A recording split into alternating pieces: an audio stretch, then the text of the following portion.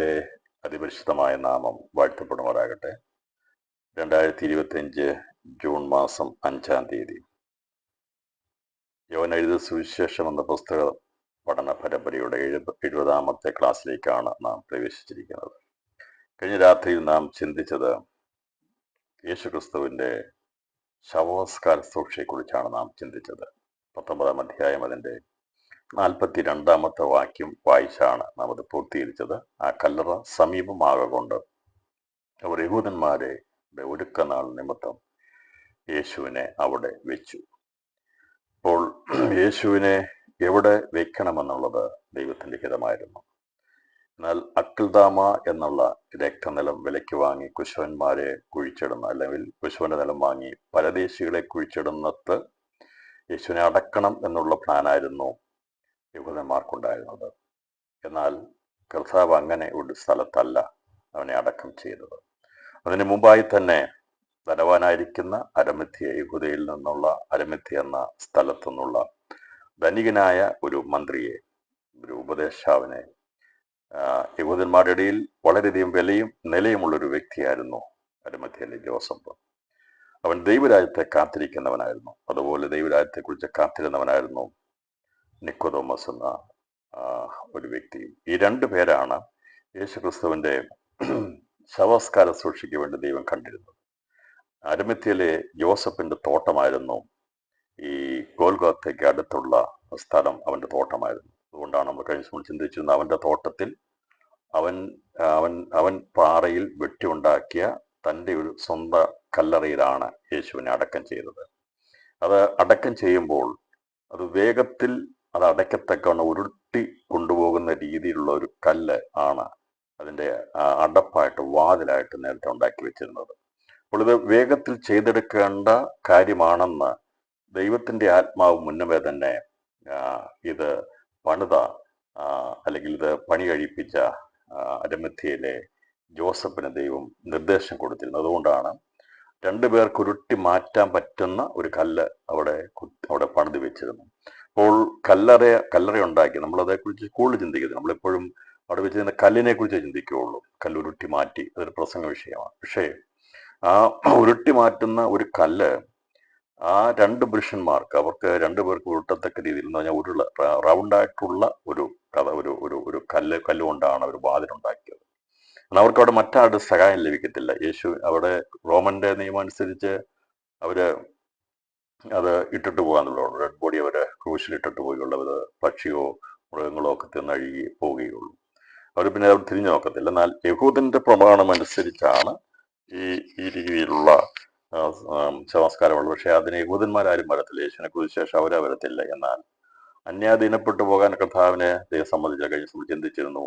അവൻ പ്രയത്നഫലം കണ്ട് തൃപ്തനായി.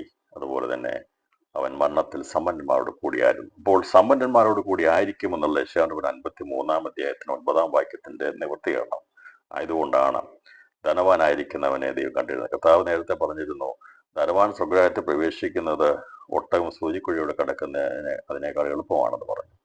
എന്നാൽ ഇവിടെ എല്ലാ ധനവാന്മാരെ കുറിച്ചല്ല കർത്താവ് അങ്ങനെ പറഞ്ഞത്. ഇവിടെ ധനമുണ്ടെങ്കിലും അത് ദൈവരാജ്യത്തിന്റെ വ്യാപ്തിക്ക് വേണ്ടി പ്രയോജനപ്പെടുത്താൻ വേണ്ടി പ്രയോജനകരമായ രീതിയിൽ, എനിക്കൊരു തോട്ടമുണ്ട്, അവിടെ ഒരു കല്ലറ ഉണ്ടാക്കണം, അത് ദൈവത്തിനായിരിക്കുന്ന യേശു മരിച്ച് അടക്കപ്പെടുമ്പോൾ എൻ്റെ കല്ലറയിലായിരിക്കണം, യേശുവിനെ അടക്കണമെന്നുള്ള താല്പര്യമുള്ളവനായിരുന്നു ഈ ധനവാനായിരുന്ന അരമത്യയിലെ ജോസഫ്. അവന് അത് കാഴ്ചപ്പാട്, യേശു മരിക്കുമെന്നുള്ളത് അവന് അറിവ് കിട്ടിയിരുന്നു, അവന് അറിയാമായിരുന്നു. അപ്പോൾ യേശു മരിക്കുമ്പോൾ അവന്റെ ശരീരം അനാഥമായി കിടക്കാൻ സമ്മതിക്കാതെ അതിനെ അടക്കേണ്ടതാകുന്ന ദൗത്യം ഏറ്റെടുക്കാൻ വേണ്ടി ദൈവം അവന് പ്രേരണ കൊടുത്തിരുന്നു. അതുകൊണ്ടാണ് അവൻ മുന്നമേ തന്നെ അതിനുള്ള കാര്യങ്ങൾ ക്രമീകരിച്ചിരുന്നത്. നമുക്കറിയാവുന്ന കർത്താവ് ബെത്യാനിൽ ശിമോന്റെ വീട്ടിലായിരിക്കുമ്പോൾ അവന്റെ തലയിൽ തൈലാഭിഷേകം നടത്തി പരിമള തൈലം ഒഴിച്ച് ശവസ്കാരത്തിനുള്ള ശുശ്രൂഷകൾ ആരംഭിച്ചു.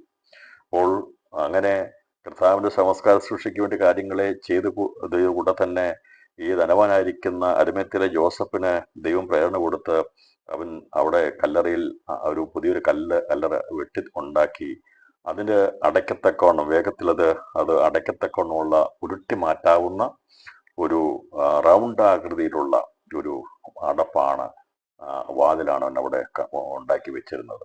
അപ്പോൾ ഈ നിക്കോദെമസും അവർ രണ്ടുപേരും കൂടിയാണ് ഇത് ശവസ്കാര ശുശ്രൂഷ നടത്തിയത്. ഏകദേശം 35-40 കിലോ വെയിറ്റുള്ള മൂറും അകലും ചേരുന്ന ഒരു കൂട്ടുകൊണ്ട് നിർമ്മലശീലയിൽ യേശുവിനെ പൊതിഞ്ഞ് യഹൂദന്മാരുടെ മര്യാദ പ്രകാരമാണ് കർത്താവിനെ ശവമടക്കിയത് എന്നാണ് നമ്മൾ കഴിഞ്ഞ ദിവസം ചിന്തിപ്പാട്ടിടയാത്തത്. തുടർന്ന് നമ്മൾ ചിന്തിക്കുന്ന 20-ാം അധ്യായത്തിന്റെ മുഴുവൻ വാക്യങ്ങളും വാക്യപ്രതി വാക്യങ്ങൾ വായിച്ച് ചിന്തിപ്പാൻ ആഗ്രഹിക്കുന്നില്ല. അതിനകത്തെ പ്രധാന സംഭവം ക്രിസ്തുയേശുവിന്റെ പുനരുത്ഥാനം എന്നുള്ള വിഷയമാണ്. അതിനെ ആസ്പദമായിട്ട് 20-ാം അധ്യായം 1-ാം വാക്യം വായിച്ചിട്ട് നമ്മൾ യേശുക്രിസ്തു എന്താണ് 3 നാളെന്ന് പറഞ്ഞതിനെ കുറിച്ചുള്ള കാര്യം നമ്മൾ ചിന്തിക്കും. വളരെയധികം തർക്കവിഷയമായിട്ട് അനേകര് പറഞ്ഞുകൊണ്ടിരിക്കുന്ന ഒരു കാര്യത്തെക്കുറിച്ചാണ് നമ്മൾ രാത്രി നമ്മൾ ചിന്തിക്കാൻ പോകുന്നത്. ഇതിനു മുമ്പ് ഈ വിഷയം ഞാൻ ക്ലാസ് എടുത്തിട്ടുണ്ട്, പുസ്തകത്തിൽ രേഖപ്പെടുത്തിയിട്ടുണ്ട്. അത് വായിച്ചിട്ടുള്ളവർക്ക് മനസ്സിലാകാൻ സാധിച്ചിട്ടുണ്ട് എന്ന് വിശ്വസിക്കുന്നു. അപ്പോൾ സംശയങ്ങളുണ്ടാകാൻ ഇടയാകാത്ത വിധത്തിൽ ആ കാര്യങ്ങളെ ദൈവാത്മാവ് വെളിപ്പെടുത്തി തന്നിട്ടുണ്ട്. അന്ന് രാത്രിയിൽ ഒന്നുകൂടി പറഞ്ഞ് ഈ യേശുക്രിസ്തുവിന്റെ മരണത്തോടുള്ള ബന്ധത്തിലെ 3 നാളുകളും ക്രിസ്തു യേശുവിന്റെ പുനരുത്ഥാനത്തിന്റെ സീക്വൻസ് അതെങ്ങനെ സംഭവിച്ചു എന്നുള്ളതിന്റെ അതിന്റെ ഓർഡറിൽ ഒന്ന് പറഞ്ഞ് ഈ ക്ലാസ് ഈ 20-ാം അധ്യായം പൂർത്തീകരിക്കാനാണ് കർത്താവിൽ താല്പര്യപ്പെടുന്നത്. ഇത് നമ്മൾ വായിക്കുമ്പോൾ, സുവിശേഷങ്ങൾ വായിക്കുമ്പോൾ 4 സുവിശേഷങ്ങളും 4 വ്യത്യസ്ത രീതിയിലാണ്, ആംഗിളിലാണ്, കോണുകളിലാണ് രേഖപ്പെടുത്തിയിരിക്കുന്നത്. അപ്പം അത് ഒരിക്കലും നമ്മൾ അങ്ങനെ വായിച്ച് നോക്കിയാൽ അത് മനസ്സിലാക്കാൻ സാധിക്കത്തില്ല. എന്നാൽ ഇത് എന്താകുന്നു എന്നുള്ളൊരു കാഴ്ചപ്പാട് ലഭിക്കണമെങ്കിൽ ഇതിനെക്കുറിച്ചുള്ള ഒരു നല്ല രീതിയിലുള്ള ഒരു താരതമ്യ പഠനം നടത്തിയെങ്കിൽ മാത്രമേ യേശുക്രിസ്തുവിന്റെ പുനരുത്ഥാനത്തെക്കുറിച്ചുള്ള യഥാർത്ഥമായിട്ടുള്ള ഒരു ചിത്രം നമുക്ക് ലഭിക്കത്തുള്ളൂ. ആ രീതിയിലാണ് നമ്മളിതിനെ ചിന്തിക്കുന്നത്. ഇവിടെ എന്താണ് ഈ 3 നാളുകൾ എന്നുള്ളതിനെ കുറിച്ചാണ് പ്രാരംഭം ചിന്തിക്കുന്നതിനായി 20-ാം അധ്യായം 1-ാം വാക്യം വായിക്കുന്നത്. ഇവനെ സുവിശേഷ 20-ാം അധ്യായം 1-ാം വാക്യം. ആഴ്ചവട്ടത്തിൻ 1-ാം നാൾ മഗ്ദലക്കാരത്തെ മറിയ രാവിലെ ഇരുട്ടുള്ളപ്പോൾ കല്ലറയ്ക്കൽ ചെന്നു വായ്ക്കൽ നിന്ന് കല്ല് നീങ്ങിയിരിക്കുന്നത് കണ്ടു. ഇതാണ് പ്രാരംഭ വാക്യമായിട്ടിരിക്കുന്നത്. അപ്പോൾ ആഴ്ചവട്ടത്തിൽ 1-ാം നാൾ. ഒരുപാട് ആഴ്ചവട്ടങ്ങൾ അതിനു മുമ്പ് ഉണ്ടായിട്ടുണ്ട്. പെസഹ കഴിഞ്ഞിട്ട് ആഴ്ചവട്ടത്തിന്റെ 1-ാം നാളിലേക്ക് പ്രവേശിച്ച, ശബത്ത് കഴിഞ്ഞ 1-ാം നാളിലേക്ക് പ്രവേശിച്ച നിരവധി ശബത്തുകൾ അവർ ആഘോഷിച്ചിരുന്നു, ആചരിച്ചിരുന്നു. എന്നാൽ പ്രപഞ്ചത്തിന് തന്നെ ഒരു ശാന്തത വന്ന ഒരു വ്യത്യസ്തമായ ഒരു അനുഭവത്തിൽ ഒഴിഞ്ഞു മാറിയ എന്തോ വലിയ ഭാരം ഒഴിഞ്ഞു മാറിയ ഒരു സുദിനമായിരുന്നു അന്നത്തെ ആഴ്ചവട്ടത്തിന്റെ 1-ാം നാൾ. അതുവരെ മനുഷ്യന്റെ മേൽ വലിയ ഭാരമുണ്ടായിരുന്നു. ആർക്കും ഉരുട്ടി മാറ്റുവാൻ കഴിയാത്ത വലിയൊരു ഭാരം മനുഷ്യന്റെ തലമേലുണ്ടായിരുന്നു. അത് പാപഭാരമായിരുന്നു. അപ്പോൾ അത് ഉരുട്ടി മാറ്റി കർത്താവ് പുനരുത്ഥാനം ചെയ്യുന്നതാണ് ശബത്ത് നാളിന്റെ പ്രത്യേകത. ഞാൻ പറഞ്ഞല്ലോ, അതിനു മുമ്പ് ഒരുപാട് ശബത്ത് നാളുകൾ കഴിഞ്ഞിട്ടുള്ള പ്രഭാതം അവര് ജോലിക്കായിട്ടൊക്കെ പോയിട്ടുണ്ട്. പക്ഷെ ഇത് പ്രപഞ്ചത്തിന് തന്നെ വലിയൊരു മാറ്റം സംഭവിച്ച് ഒരു ശാന്തത വന്ന ഒരു പ്രഭാതമായിരുന്നു. നമുക്കൊക്കെ ചില ദിവസം ഭയങ്കര ശാന്തത തോന്നും, ഭയങ്കര സന്തോഷം തോന്നും. ചില ദിവസങ്ങളുടെ പ്രത്യേകതയാണ്. അങ്ങനെ തോന്നിയിട്ടുണ്ടോ? എല്ലാ ദിവസവും ഒരുപോലെയല്ല. ചില ദിവസം എഴുന്നേൽക്കുമ്പോൾ നമുക്കൊരു ഊർജ്ജവും ഒരു ഉന്മേഷവും കാണും. അത് അന്ന് നമുക്കറിയാം എന്തോ ഒരു നന്മയുടെ ദിവസമാണെന്ന് മനസ്സിലാകും. ഈ ദിവസങ്ങളിൽ പ്രിയപ്പെട്ടവരെ, എഴുന്നേൽക്കുമ്പോൾ തന്നെ നമുക്കൊരു ഊർജ്ജസ്വലതയും ഉണ്ടെങ്കിൽ നമുക്കൊരു പ്രത്യേകതയുണ്ട്. ചില അന്തരീക്ഷങ്ങൾ, ചില കാലാവസ്ഥകളൊക്കെ മാറി പ്രത്യേക അനുഭവം, ചിലപ്പം നമുക്കൊരു മനസ്സിൽ തന്നെ ഒരു കുളിർമ, ഒരു പ്രത്യേകത അനുഭവത്തോടെ എഴുന്നേൽക്കാൻ സാധിക്കും. ഞാൻ പറഞ്ഞത് ഈ ആഴ്ചവട്ടത്തിന് 1-ാം നാൾ എഴുതിയിരിക്കുന്ന ഈ ദിവസത്തെക്കുറിച്ച് പറയുമ്പോൾ അന്ന് വരെ ഉണ്ടാകാതിരുന്ന ഒരു പ്രത്യേകമായിരിക്കുന്ന ഒരു അനുഭവത്തിന്റെ ഒരു ദിവസമായിരുന്നു. മ്ലേച്ഛതകളുടെ ശൂന്യതകളെ മാറ്റി യേശുക്രിസ്തു മരണത്തെ ജയിച്ചുയർത്തുന്നേറ്റ ആഴ്ചവട്ടത്തിന്റെ 1-ാം നാൾ ഒരു ആരംഭം കുറിക്കുകയാണ്. ഒരു പ്രത്യേകമായ ആരംഭം, മാനവരാശിയുടെ ചരിത്രത്തിലെ ഒരു പ്രത്യേക ആരംഭ ദിവസമായിരുന്നു അന്നത്തെ ആഴ്ചവട്ടത്തിന്റെ 1-ാം നാൾ. മനുഷ്യൻ പല മേഖലകൾ കൈയടക്കിയിട്ടുണ്ട്. ചന്ദ്രനിൽ പോയിട്ടുണ്ട്, സൂര്യനിൽ പോകാനുള്ള ശ്രമങ്ങൾ നടക്കുന്നു. ഒരുപാട് നാഴികക്കല്ലുകൾ ചരിത്രത്തിൽ രേഖപ്പെടുത്തിയിട്ടുണ്ട്. മനുഷ്യൻ ഇതുവരെയും സ്വായത്തമാക്കിയ നിരവധി നേട്ടങ്ങളുണ്ട്. സമുദ്രത്തിന്റെ ആഴങ്ങളും ആകാശത്തിലെ ഉയരങ്ങളും ഒക്കെ മനുഷ്യൻ കൈവശപ്പെടുത്തി അവന് സ്വാധീനത കൊണ്ടുവന്ന കൊടികൾ നാട്ടുന്ന ചരിത്രം നമുക്ക് കാണാൻ സാധിക്കും. എന്നാൽ മനുഷ്യവംശത്തോടുള്ള ബന്ധത്തിലെ ഏറ്റവും വിലയേറിയ നാഴികക്കല്ലാണ് യേശുക്രിസ്തുവിന്റെ മരണപുനരുത്ഥാനം എന്നുള്ളത്. ക്രിസ്തു യേശുവിന്റെ മരണപുനരുത്ഥാനമാണ് നമ്മുടെ വിശ്വാസത്തിന്റെ നാഴികക്കല്ല്. അപ്പോൾ ചരിത്രത്തിൽ സംഭവിച്ച ഏറ്റവും വലിയ സംഭവം ഏതെന്ന് ഒരു വിശ്വാസിയോട് ചോദിച്ചാൽ അവൻ പറയും, എൻ്റെ കർത്താവ് ഞങ്ങളുടെ പാപങ്ങൾക്ക്, മനുഷ്യരുടെ പാപങ്ങൾക്ക് വേണ്ടി മരിച്ചടക്കപ്പെട്ടവൻ ഉയർത്തെഴുന്നേറ്റതാണ് ലോക ചരിത്രത്തിലെ ഏറ്റവും വലിയ സംഭവം. ആ ഒരു സംഭവം കഴിഞ്ഞുള്ള പ്രശാന്ത സുന്ദരമായിരിക്കുന്ന ഒരു ദിവസത്തിന്റെ പ്രാരംഭ സമയത്തെ കുറിച്ചാണ് ഇവിടെ ആഴ്ചവട്ടത്തിന്റെ ഒന്നാം നാൾ എന്ന് പറഞ്ഞിട്ട് മഗ്ദലക്കാരത്തി മറിയെ കുറിച്ച്. അപ്പോൾ ആഴ്ചവട്ടത്തിന്റെ ഒന്നാം നാളിലാണ് യേശു ക്രിസ്തു ഉയർത്തെഴുന്നേറ്റത് എന്നുള്ളത് വളരെ വ്യക്തമാണ്. യേശു ക്രിസ്തു എത്ര ദിവസം എന്നാണ് മരിച്ചടക്കപ്പെട്ടത്, എന്ന് മരിച്ചു, എന്ന് അവൻ ഉയർത്തെഴുന്നേറ്റുന്നതിനെ കുറിച്ചൊക്കെ ഒരുപാട് സംശയങ്ങളും തർക്കങ്ങളും പല കോണുകളിലും ഉള്ളത് കൊണ്ടാണ് ഇതിന്റെ വ്യക്തതയ്ക്ക് വേണ്ടി ഈ ഭാഗം നമ്മൾ ചിന്തിക്കുന്നത്. അപ്പോൾ നമ്മൾ ചിന്തിക്കണമെങ്കിൽ 3 നാൾ എന്നുള്ളത് കഴിഞ്ഞ് നമ്മൾ ചിന്തിച്ചിരുന്നു. അത് യേശു ക്രിസ്തുവിനെ പിടിച്ച അന്ന് ഒരുക്കനാളായിരുന്നു. അവൻ ക്രൂശിക്കപ്പെട്ടത് ഒരുക്കനാളിന്റെ തലേദിവസം അവനെ പിടിച്ചതിനെ കുറിച്ചും, ഒരുക്കനാളിൽ യേശു ക്രൂശിക്കപ്പെട്ടെന്നും, ശബത്ത് നാളിൽ യേശുവിന്റെ ശരീരം കല്ലറയിൽ ഇരുന്നുവെന്നും, ഒന്നാം നാളിൽ ഉയർത്തെഴുന്നേറ്റുവെന്നാണ് നാം കാണുവാനിടയാക്കുന്നത്. അപ്പോൾ അതിനെക്കുറിച്ച് ഞാൻ വചനം മുഴുവനും എടുത്തു പോകാൻ ആഗ്രഹിക്കുന്നില്ല. എന്നാൽ അതിന്റെ പ്രധാനപ്പെട്ട ഭാഗങ്ങളെ ഞാൻ വേഗത്തിലൊന്ന് അതിന്റെ സന്ദർഭം നടന്നതിനെ കുറിച്ചുള്ള രീതിയിൽ വേഗത്തിൽ പറയാം. യേശുവിനെ ക്രൂശിപ്പാനായി പിടിച്ചത് പെസഹ കുഞ്ഞാടിനെ അറുക്കുന്നതായി വ്യാഴാഴ്ച രാത്രിയിലാണ്. മത്തായി സുവിശേഷം 26:2, മർക്കോസ് എഴുതിയ സുവിശേഷം 14:12, ലൂക്കോസ് എഴുതിയ സുവിശേഷം 22:7 എന്നീ വാക്യങ്ങളെ അടിസ്ഥാനമാക്കി നമുക്ക് കാണാൻ സാധിക്കുന്നത്, യേശുവിനെ ക്രൂശിപ്പാനായി യഹൂദന്മാർ, മഹാപുരോഹിതന്മാർ, ചേവകരും അടങ്ങുന്ന സംഘം റോമൻ സൈന്യത്തോടു കൂടി വന്ന് അവനെ പിടിച്ചത് ഈ പെസഹ കുഞ്ഞാടിനെ അറുക്കുന്നതായ വ്യാഴാഴ്ച രാത്രിയിലാണ്. അതിന് സംശയമില്ലാത്ത കാര്യം. അപ്പം പെസഹായുടെ അത്താഴത്തോടുള്ള ബന്ധമുള്ള കാര്യങ്ങൾ നമ്മൾ പഠിച്ചിരുന്നു, മനസ്സിലാക്കിയിരുന്നു. അന്ന് രാത്രിയിലാണ് യേശുവിനെ പിടിക്കുന്നത്.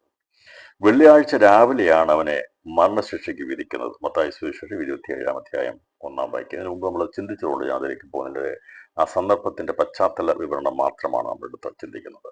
അപ്പോൾ യേശുവിനെ ക്രൂശിപ്പാനായി പിടിക്കുന്നത് പെസഹ കുഞ്ഞാടിനെ അറുക്കുന്ന വ്യാഴാഴ്ച രാത്രിയിലാണ്. വെള്ളിയാഴ്ച രാവിലെയാണ് അവനെ മരണശിക്ഷയ്ക്ക് വിധിക്കുന്നത്. മത്തായി സുവിശേഷം 27-ാം 1-ാം വാക്യം. വെള്ളിയാഴ്ച പകൽ 3-ാം മണി നേരം, അഥവാ നമ്മുടെ കണക്കിൻ പ്രകാരമാണെങ്കിൽ രാവിലെ 9 മണിക്കാണ് യേശുവിനെ ക്രൂശിച്ചത്. അപ്പോൾ യഹൂദന്മാരുടെ കണക്കിൻ പ്രകാരം പകൽ 3-ാം മണി നേരത്താണ് യേശുവിനെ ഞാൻ മുമ്പ് യഹൂദന്മാരുടെ കണക്കിനുള്ള ബന്ധത്തിൽ പറഞ്ഞപ്പോൾ അത് എനിക്ക് തെറ്റിപ്പോയി എന്ന് എനിക്ക് തോന്നുന്നുണ്ട്. ഞാൻ അന്ന് പറഞ്ഞത് യഹൂദന്റെ ദിവസം ആരംഭിക്കുന്നത് അതിനെക്കുറിച്ച് ഞാൻ പറഞ്ഞത് എവിടെയോ തെറ്റിയുന്നുണ്ട്. ഒന്ന് കറക്റ്റ് ചെയ്ത് പറയാം. 3 രീതിയിലുള്ള സമയ കണക്കുകളാണ് നമുക്ക് കാണാൻ സാധിക്കുന്നത്. ഒന്ന്, ദൈവപ്രകാരമുള്ള സമയം, അത് ഉഷസ് മുതൽ ഉഷസ് വരെയാണ്. പ്രഭാതം മുതൽ പ്രഭാതം വരെയാണ് ദൈവത്തെ രേഖപ്പെടുത്തിയിരിക്കുന്ന ഒരു ദിവസം എന്നുള്ളത് നമുക്കറിയാം. സന്ധ്യയായി ഉഷസ്സുമായി 1-ാം ദിവസം. അപ്പോൾ സന്ധ്യയായി എന്ന് പറയുമ്പോൾ അത് പ്രഭാതത്തിൽ തുടങ്ങി ഉഷസ്സിൽ. അപ്പോൾ ദൈവത്തിന്റെ സൃഷ്ടിയുടെ ആരംഭത്തിൽ സന്ധ്യയായി ഉഷസ് എന്ന് പറയുമ്പോൾ, സന്ധ്യ ആയി എന്ന് പറയുമ്പോൾ ഉഷസ്സിൽ നിന്ന് തുടങ്ങിയാണ് അത് സന്ധ്യയായത്. വീണ്ടും ഉഷസ്സായി. അപ്പോൾ സന്ധ്യയായി ഉഷസ്സുമായി 1-ാം. അപ്പോൾ ഉഷസ്സിൽ നിന്ന് പ്രഭാതം മുതൽ പ്രഭാതം വരെയാണ് സൃഷ്ടിയുടെ അല്ലെങ്കിൽ ദൈവിക വചനപ്രകാരമുള്ള കലണ്ടർ, അതിൻ്റെ ദിവസം ആരംഭിക്കുന്നത്. എന്നാൽ അന്തർദേശീയമായിരിക്കുന്ന രീതിയിലുള്ള കണക്കുകൾ പ്രകാരം ഒരു ദിവസം എന്നുള്ളത് അർദ്ധരാത്രി മുതൽ അടുത്ത അർദ്ധരാത്രി വരെയാണ്. നമ്മളൊക്കെ കണക്കൂട്ടുന്നത് രാത്രി 12 മണി മുതൽ അടുത്ത രാത്രി 12 മണിയാകുമ്പോൾ ഒരു അന്തർദേശീയമായ രീതിയിൽ കണക്കനുസരിച്ച് ഒരു ദിവസം മാറും. അപ്പോൾ അത് ലോകത്തിൻ്റെ എല്ലാ രാജ്യങ്ങളെയും നിയമം അതാണ്. ചിലപ്പോൾ അത് മാറ്റം വരും. നമുക്കിവിടെ പകലാകും, അത് നമുക്ക് ആവശ്യമാണ്, പഠനം ആവശ്യം. പക്ഷേ എല്ലാ രാജ്യങ്ങളും രാത്രി മിഡ്നൈറ്റിലാണ് അവരുടെ രാത്രി. അത് ഒരു രാത്രി അവസാനിച്ചിട്ട് അടുത്ത ദിവസത്തിലേക്ക് പോയി, അടുത്ത മിഡ്നൈറ്റ് വരെയാണ് ഒരു ദിവസം. എന്നാൽ യഹൂദിനെ സംബന്ധിച്ച് അവരുടെ ദിവസത്തെ ഉഷസ്, ഈ പെരുന്നാള്, പെസഹ ഇങ്ങനെയുള്ള കാര്യത്തോട് ബന്ധത്തിൽ കണക്കൂട്ടുന്നത് സന്ധ്യ മുതൽ അടുത്ത സന്ധ്യ വരെയാണ്. അപ്പോൾ 3 രീതിയിലുള്ള കണക്കൂട്ടലുകളാണ് നമുക്ക് മനസ്സിലാകേണ്ടതെന്ന്. യഹൂദിനെ സംബന്ധിച്ച് അത് സന്ധ്യ മുതൽ അടുത്ത സന്ധ്യ വരെ 6 മണി. ഇപ്പം നമ്മുടെ 6 മണി മുതൽ, അഥവാ നമ്മുടെ വൈകിട്ടത്തെ 6 മണിയാകുമ്പോഴാണ് ഇസ്രായേലിന്റെ ഒരു ദിവസം ആരംഭിക്കുന്നത്. ഇപ്പൊ സന്ധ്യ മുതൽ അടുത്ത സന്ധ്യ വരെ. അന്തർദേശീയമായിരിക്കുന്ന കണക്കനുസരിച്ചാണെങ്കിൽ അത് ഇസായന്റെ പെരുന്നാളിനോട് ബന്ധത്തിൽ അവിടെ മതപരമായിരിക്കുന്ന കണക്കുകളിനെ കുറിച്ചാണ് സന്ധ്യ മുതൽ സന്ധ്യ വരെ എന്ന് പറയുന്നത്. അപ്പം പെസഹ ആരംഭിക്കുന്നു, രാത്രിയാണ് ആരംഭിക്കുന്നത്, അടുത്ത രാത്രി വരെ. അപ്പോൾ ആ സന്ധ്യ മുതൽ സന്ധ്യ വരെ അവിടെ മതപരമായ കാര്യങ്ങൾക്ക് ദിവസം കണക്കൂട്ടുന്നത് സന്ധ്യ മുതൽ അടുത്ത സന്ധ്യ വരെയാണ്. എന്നാൽ അന്തർദേശീയമായിരിക്കുന്ന രീതിയിൽ സമയം ഇസ്രായേലും കണക്കൂട്ടുന്ന അർദ്ധരാത്രി മുതൽ അർദ്ധരാത്രി വരെയാണ് ഉള്ളത്. അർദ്ധരാത്രി മുതൽ അർദ്ധരാത്രി വരെ രാജ്യാന്തര നിലവാരത്തിലുള്ള സമയത്തെ കണക്കൂട്ടുന്നു. വചനപ്രകാരമുള്ള ദിവസം കണക്കൂട്ടുന്നത് ഉഷസ് മുതൽ ഉഷസ് വരെയാണ്, പ്രഭാതം മുതൽ അടുത്ത പ്രഭാതം വരെ. ലോകപ്രകാരമുള്ള ഒരു ദിവസം അർദ്ധരാത്രി മുതൽ അടുത്ത അർദ്ധരാത്രി വരെ. നമുക്ക് ഇസ്രായേലിന്റെ മതപരമായിരിക്കുന്ന കാര്യം അവരുടെ സമയം കണക്കൂട്ടുന്നത് വൈകുന്നേരം മുതൽ സന്ധ്യ മുതൽ അടുത്ത സന്ധ്യ വരെയാണ്. ഇതാണ് ദിവസങ്ങളുടെ ഈ ദിവസങ്ങളോട് ബന്ധത്തിലുള്ള സമയം കണക്കൂട്ടിക്കൊണ്ടിരിക്കുന്നത്. അപ്പോൾ വെള്ളിയാഴ്ച രാവിലെയാണ് അവനെ മരണശിക്ഷയ്ക്ക് വിധിക്കുന്നത്. അതായത് സുവിശേഷം 27-1 വാക്യം.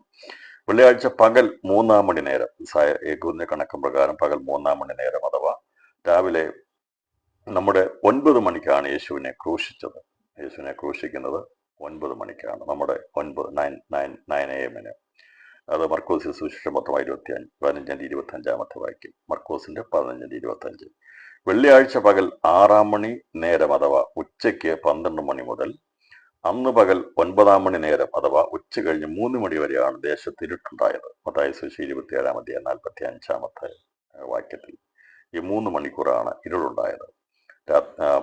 പകൽ സമയം നട്ടുച്ചയ്ക്ക് സൂര്യൻ അസ്തമിച്ച് തുടങ്ങി അതിൻ്റെ ഇരുള് 3 മണി വരെ, യേശു പ്രാണനെ വെടിയുന്നവരെയുള്ള സമയമാണ് ഇരുളവിടെ വ്യാപിച്ചിരുന്നത്.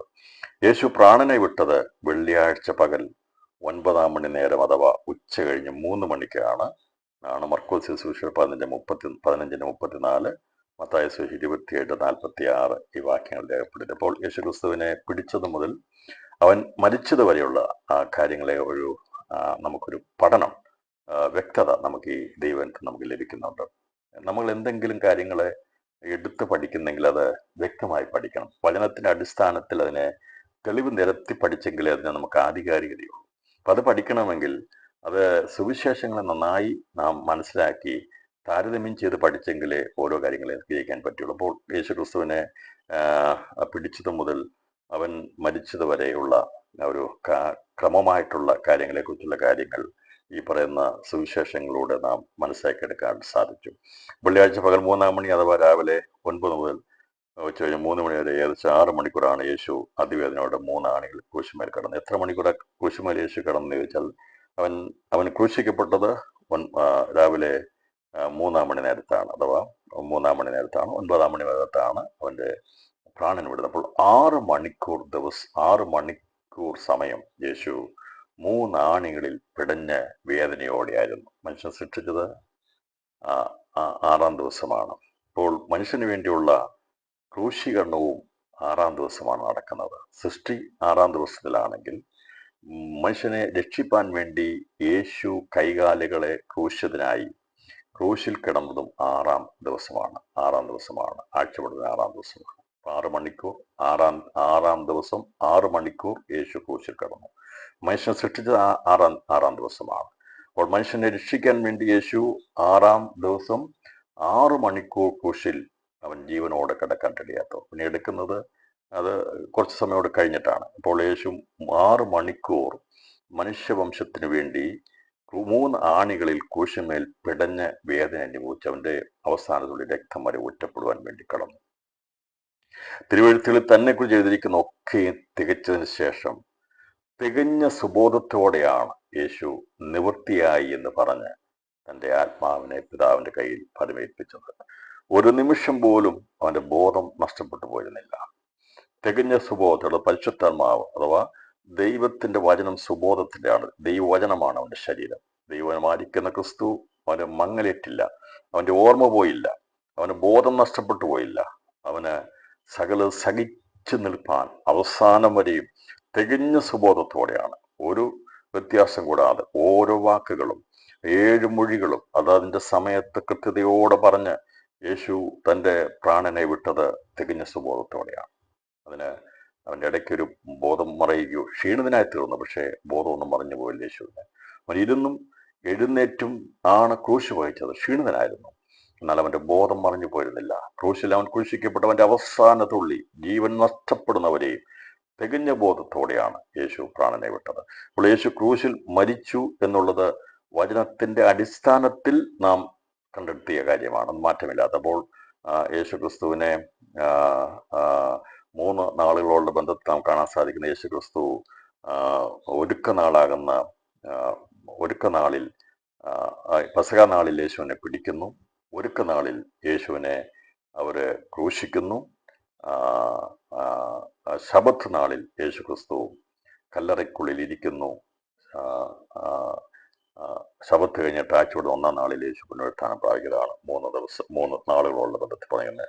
ഒരിടത്തും തന്നെ യേശു 3 ദിവസം അല്ലെങ്കിൽ 72 മണിക്കൂർ ഇരിക്കുമെന്ന് കർത്താവ് ഒരിടത്തും പറഞ്ഞിട്ടില്ല. 3 നാളെന്നാണ് കർത്താവ് എല്ലാ സ്ഥലങ്ങളിലും വളരെ വ്യക്തമായി പറഞ്ഞിരുന്നത്. അന്ന് മുതൽ യേശു താൻ യെരൂശലേമിൽ ചെന്നിട്ട് മൂപ്പന്മാർ, മഹാപുരോഹിതന്മാർ, ശാസ്ത്രിമാർ എന്നിവരാൽ പലതും സഹിച്ച് കൊല്ലപ്പെടുകയും 3-ാം നാൾ ഉയർത്തെഴുന്നേൽക്കുകയും വേണ്ടതെന്ന് ശിഷ്യന്മാരോട് പ്രസ്താവിച്ചു തുടങ്ങി. അപ്പം 3-ാം നാളിലാണ് യേശു ഉയർത്തെഴുന്നേൽക്കേണ്ടത്. അപ്പോൾ ഒരുക്ക നാള്, ശബത്ത് നാള്, അതുപോലെ തന്നെ 1-ാം നാൾ, ഇതാണ് 3 നാളുകൾ. മത്തായി സുവിശേഷം 16:21, 20-ാം അധ്യായം 17:21, മർക്കോസ് 8:31, 10-ാം അധ്യായം 34, മത്തായി 17:23, ലൂക്കോസ് 18:32-34 വാക്യങ്ങൾ വായിക്കുമ്പോൾ അത് നമുക്ക് കാണാൻ സാധിക്കും. അതുപോലെ കർത്താവ് ഈ 2 സന്ദർഭങ്ങളിൽ യേശുവിന്റെ മരണപുനരുത്ഥാന ബന്ധത്തിൽ കാര്യങ്ങൾ യഹൂദന്മാർ അവനോട് അടയാളം ചോദിച്ചപ്പോൾ കർത്താവ് പറഞ്ഞു, യേശു അവരോട്, ഈ മന്ദിരം പൊളിപ്പിൻ, ഞാൻ 3 ദിവസത്തിനകം അതിനെ പണിയുന്നത്. ഇവിടെ 3 ദിവസത്തിനകം എന്നാണ് പറഞ്ഞത്. 3 നാൾ, 3 ദിവസത്തിനകം, 3 ദിവസം കൊണ്ടെന്നല്ല പറഞ്ഞു, 3 ദിവസത്തിനകം ഞാൻ അതിനെ പണിയുമെന്ന് ഉത്തരം പറഞ്ഞു. യഹൂദന്മാർ അവനോട്, ഈ മന്ദിരം 46 സംവത്സരങ്ങൾ പണിതിരിക്കും, നീ 3 ദിവസത്തിനകം അതിനെ പണിയുമോ എന്ന് ചോദിച്ചു. അവനോ തൻ്റെ ശരീരം എന്ന മന്ദിരത്തെക്കുറിച്ച് അത്രേ പറഞ്ഞത്. അപ്പോൾ യേശുക്രിസ്തു അന്ന് അവരോട് പറഞ്ഞ 3 ദിവസത്തിനകം, 3 നാൾ കൊണ്ട് നിങ്ങൾ മന്ദിരം, ഞാനാകുന്ന മന്ദിരം പൊളിപ്പീൻ.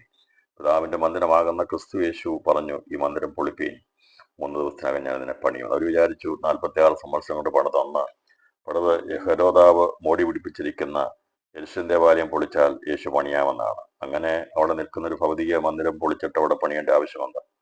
അത് അവർക്ക് മനസ്സിലാക്കാൻ സാധിച്ചില്ല, അവർക്ക് ഗ്രഹിച്ചെടുക്കാൻ കഴിഞ്ഞില്ല. പലപ്പോഴും ദൈവത്തിന്റെ അർത്ഥം പലപ്പോഴും മനസ്സിലാക്കി. നിങ്ങൾ ആലോചിച്ച് നോക്കിയ കർത്താവിടെ 46 സംവത്സരം പണിത് ഒരു മന്ദിരം പൊളിച്ചിട്ട് 3 ദിവസത്തിനകം അതവിടെ തട്ടിക്കുട്ടി പണിത് ഉയർത്തുന്നതാണോ കർത്താവ്? അല്ല, അവർക്കത് അങ്ങനെ മനസ്സിലായി. പക്ഷേ അതാ ചോദിച്ചത്, നീ 3 ദിവസം അതിനെ പണിയുമോ എന്ന് ചോദിച്ചു. അവനോ തന്റെ ശരീരമെന്ന മന്ദിരത്തെക്കുറിച്ച് അത്രേ പറഞ്ഞത്.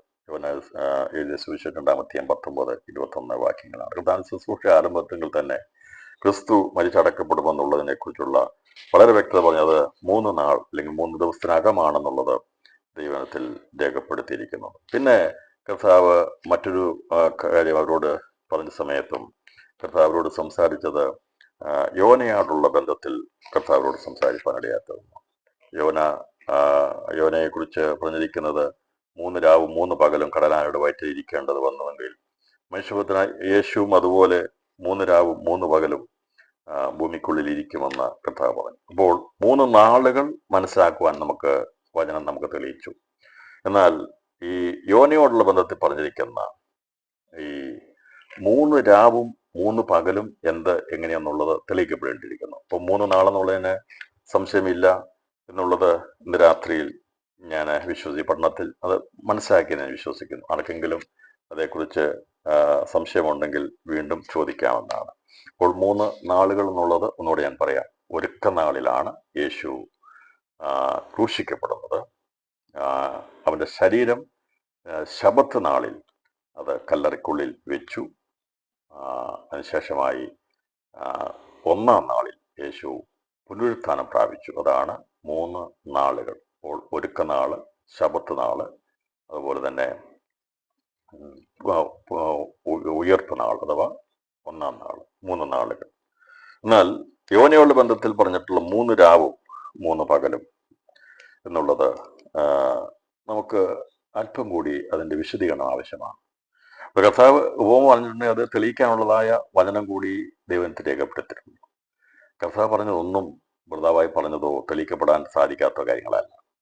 അതെല്ലാം തെളിയിച്ചു പോകാൻ പറ്റുന്ന കാര്യങ്ങളാണ്. അത് അതിൻ്റെതായ രീതിയിൽ വചനത്തിന് പരിശുദ്ധമായ വെളിപ്പാടുന്നെങ്കിൽ മാത്രമേ വെളിപ്പെടുത്താൻ സാധിക്കുകയുള്ളൂ മാത്രമാണ്. യേശുവിൻ്റെ ആത്മാവ് ഇപ്പോൾ